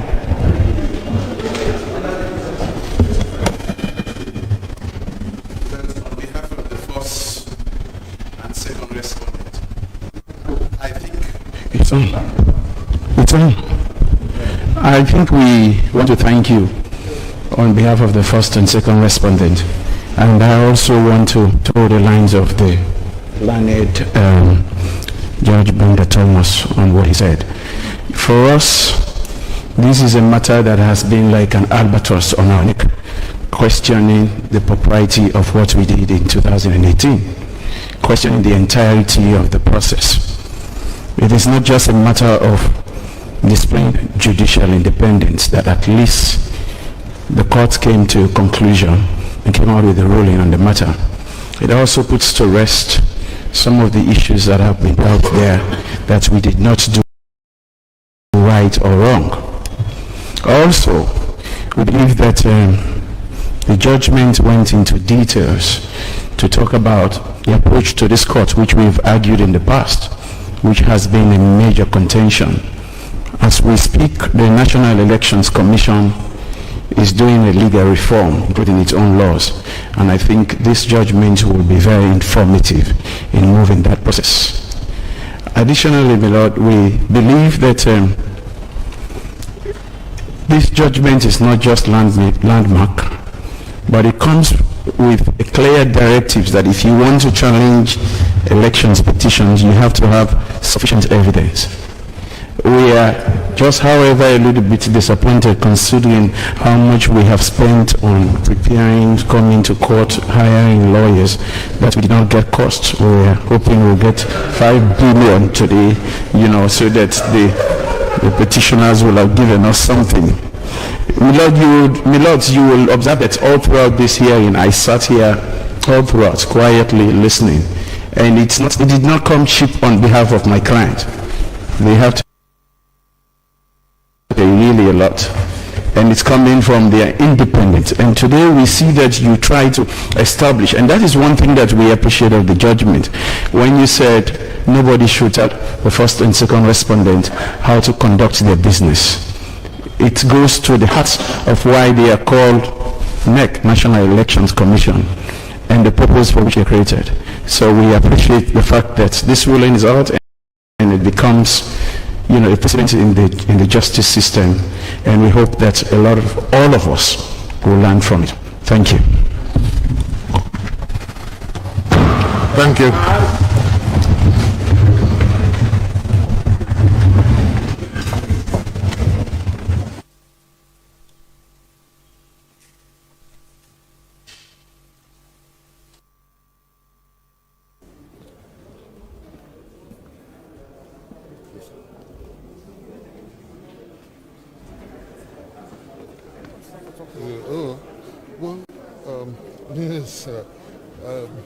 This is the Salon Broadcasting Corporation, and of course, when I listen to the ruling, Justice Justice Edwards just deliver on behalf of the other 4 judges. We just want to talk to, of course, the respondent and the petitioners. All right, Amami? Well, we now try to talk to the petitioners to find out about their impression about the judgment, how they describe the judgment. This is the Salon Broadcasting Corporation. Good afternoon, Madam Blyden.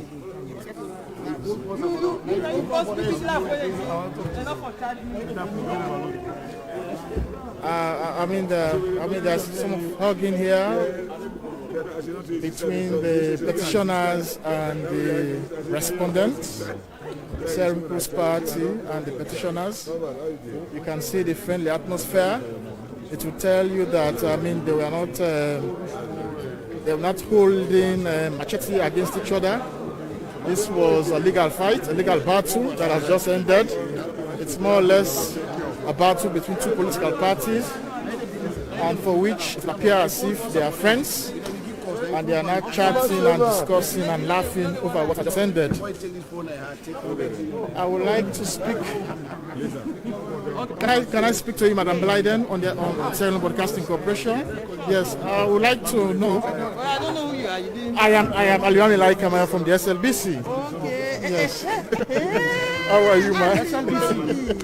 Yes. Thank you very much. Well, I would just like you to describe for us the judgment.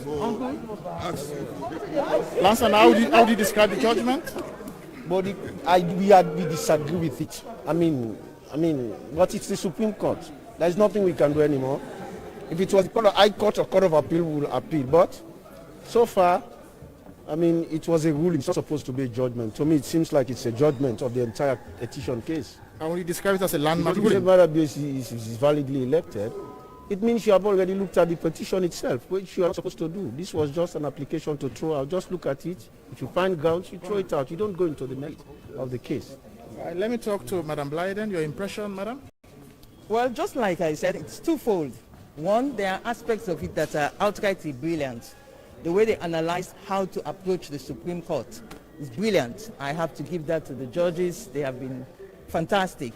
And considering that I am a layperson, the patience they showed in listening to me and allowing me to make my arguments, they have to be commended. The Supreme Court of Sierra Leone has to be commended because the respect they showed to me as a layperson is deeply appreciated by me. But having said that, I do have a small problem with saying that there is no looking into the merit of what I brought, because I have not produced any of my evidence yet, because there was an objection. And that was noted by the judge. Yes, so there was an objection by His Excellency the President and the Sierra Leone People's Party that that should be thrown out without being heard on merit. Okay. So I have not produced any evidence yet. So I was a bit disappointed in that aspect. But other than that, this is a brilliant landmark judgment, and I commend it.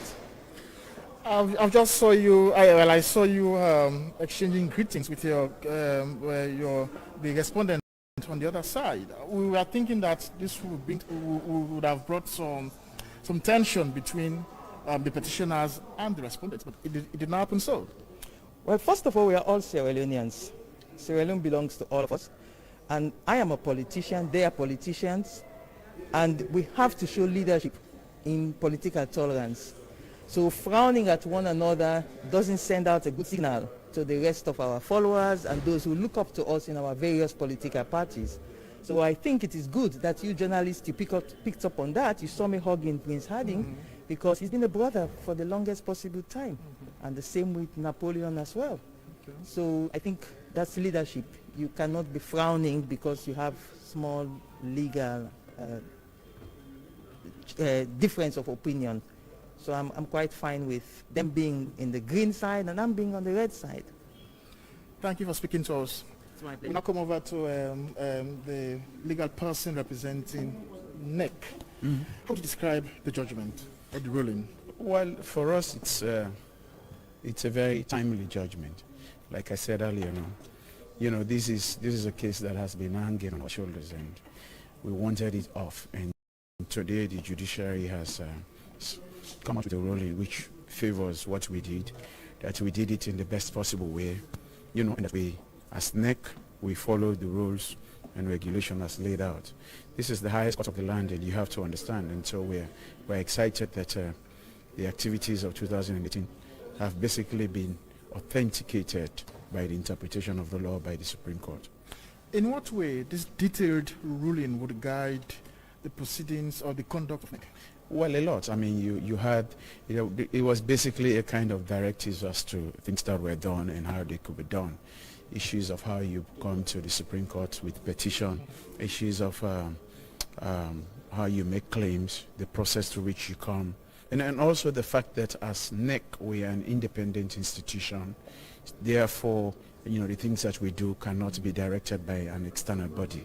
And I think that is one of the major important things of this ruling for us, the declaring our independence and ensuring that that independence is not interfered with by any external bodies. It is very clear, the judgment also said that there are times when, organizing elections cannot be extremely perfect. And the CJ went on to talk about the 3 strands that Lord Denning established. And we think this is a very good approach and a guidance for NEC. Well, thank you very much, Safa Emmanuel Abdullahi, for speaking to us. The ruling has just been handed down. We now see the courtroom almost empty. We'll now go to try to talk to the respondent, lawyers for the respondents, to find out about their impression about the ruling, their impression, what they think about the ruling, and how would this direct them so far in the course of their practice. This is Salem Broadcasting Corporation. We have been bringing to you live what has happened, or what has been happening in the court, in the Supreme Court, Supreme Court number 6 and 7 today, in the matter between the petitioners and the Sierra Leone People's Party, the President of the Republic of Sierra Leone, and NEC. Of course, now we've had the ruling, which is very succinct and clear. We've also had the reply from both the respondent and the petitioners. We would like to speak to them, but I'm not sure we can find them. We'll now try to go out and see where it's possible to go talk to them. Yes, so that whether we can talk to Mewa and George Adatomus to find out what they think about the ruling that has just been delivered here at the Supreme Court. We must confess that's a very detailed ruling, a very instructive one. Many of us have learned much about the judiciary, how to access the judiciary, especially the Supreme Court. How do you make a petition, elections petition, to the Supreme Court? I mean, that is very, very key, and that came out clearly, how to access the Supreme Court. And some of us who are not lawyers have learned a lot about this ruling today. We would now like to talk to the lawyers for the respondent to also tell us what they think of it. Earlier they have said it. I mean, George Banatomos has commended the judges for the ruling. He had praised them, and he even said that was a landmark ruling. It's very historic. It's a monumental achievement on behalf of the court to have given that kind of ruling. I'm not sure we're able to get the respondent. If so, I think we're going to close today's broadcast. Damos? Yes. Thank you very much. And of course, the roundup now, Formulem. This is a petition case where, of course, the Supreme Court's Dongi ruling. And of course, this is not the last court, we read the matter again, because even the respondent them praise the judges on the ruling because of the way they handle the matter, because they touch on something we then do way wrong or we not go according to how it will go, we will make the petition valid. At the end, they appreciate the rulings. This now it will be a learning process and a landmark ruling where the Supreme Court judge was the way the Chief Justice did before with some 4 other judges. So in other words, with the words of Dr. Sylvia Blyden, they say now the Golan, at least in case a repeat of this will come 2023 election, both sides go able for land and see how they go able for file petition. Well, we hope say una enjoy the court proceedings. This now, it never ever happened for the broadcast ruling now a court, before I say Supreme Court, one of the highest court ever in the history of Sierra Leone. But we're able for do SLBC so that if you didn't also be able for know exactly what will take place now the judiciary. I think say that also go put the coaching down, one hotel on a tanky. Continue for watch SLBC, always bring you surprising things them. And you will always get what you forget because are the national mouthpiece of Sierra Leone.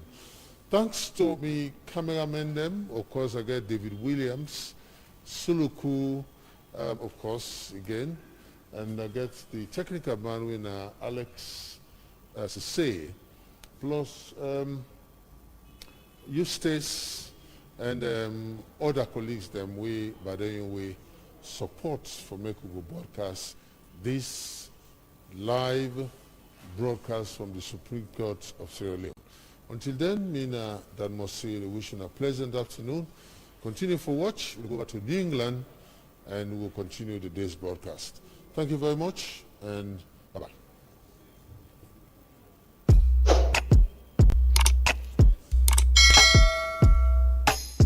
Yes, subscribe. You always dey watch we program them, but you not subscribe yet to the channel. All wetin you get for do, press this red subscribe button and then you come over here and press this bell. To the bell option, press this one with all. It don't done. It no get for cost you anything. When you do this, na sign for show say you dey support we for make we do more. Thank you for you don help me for share this program. Yeah, God bless.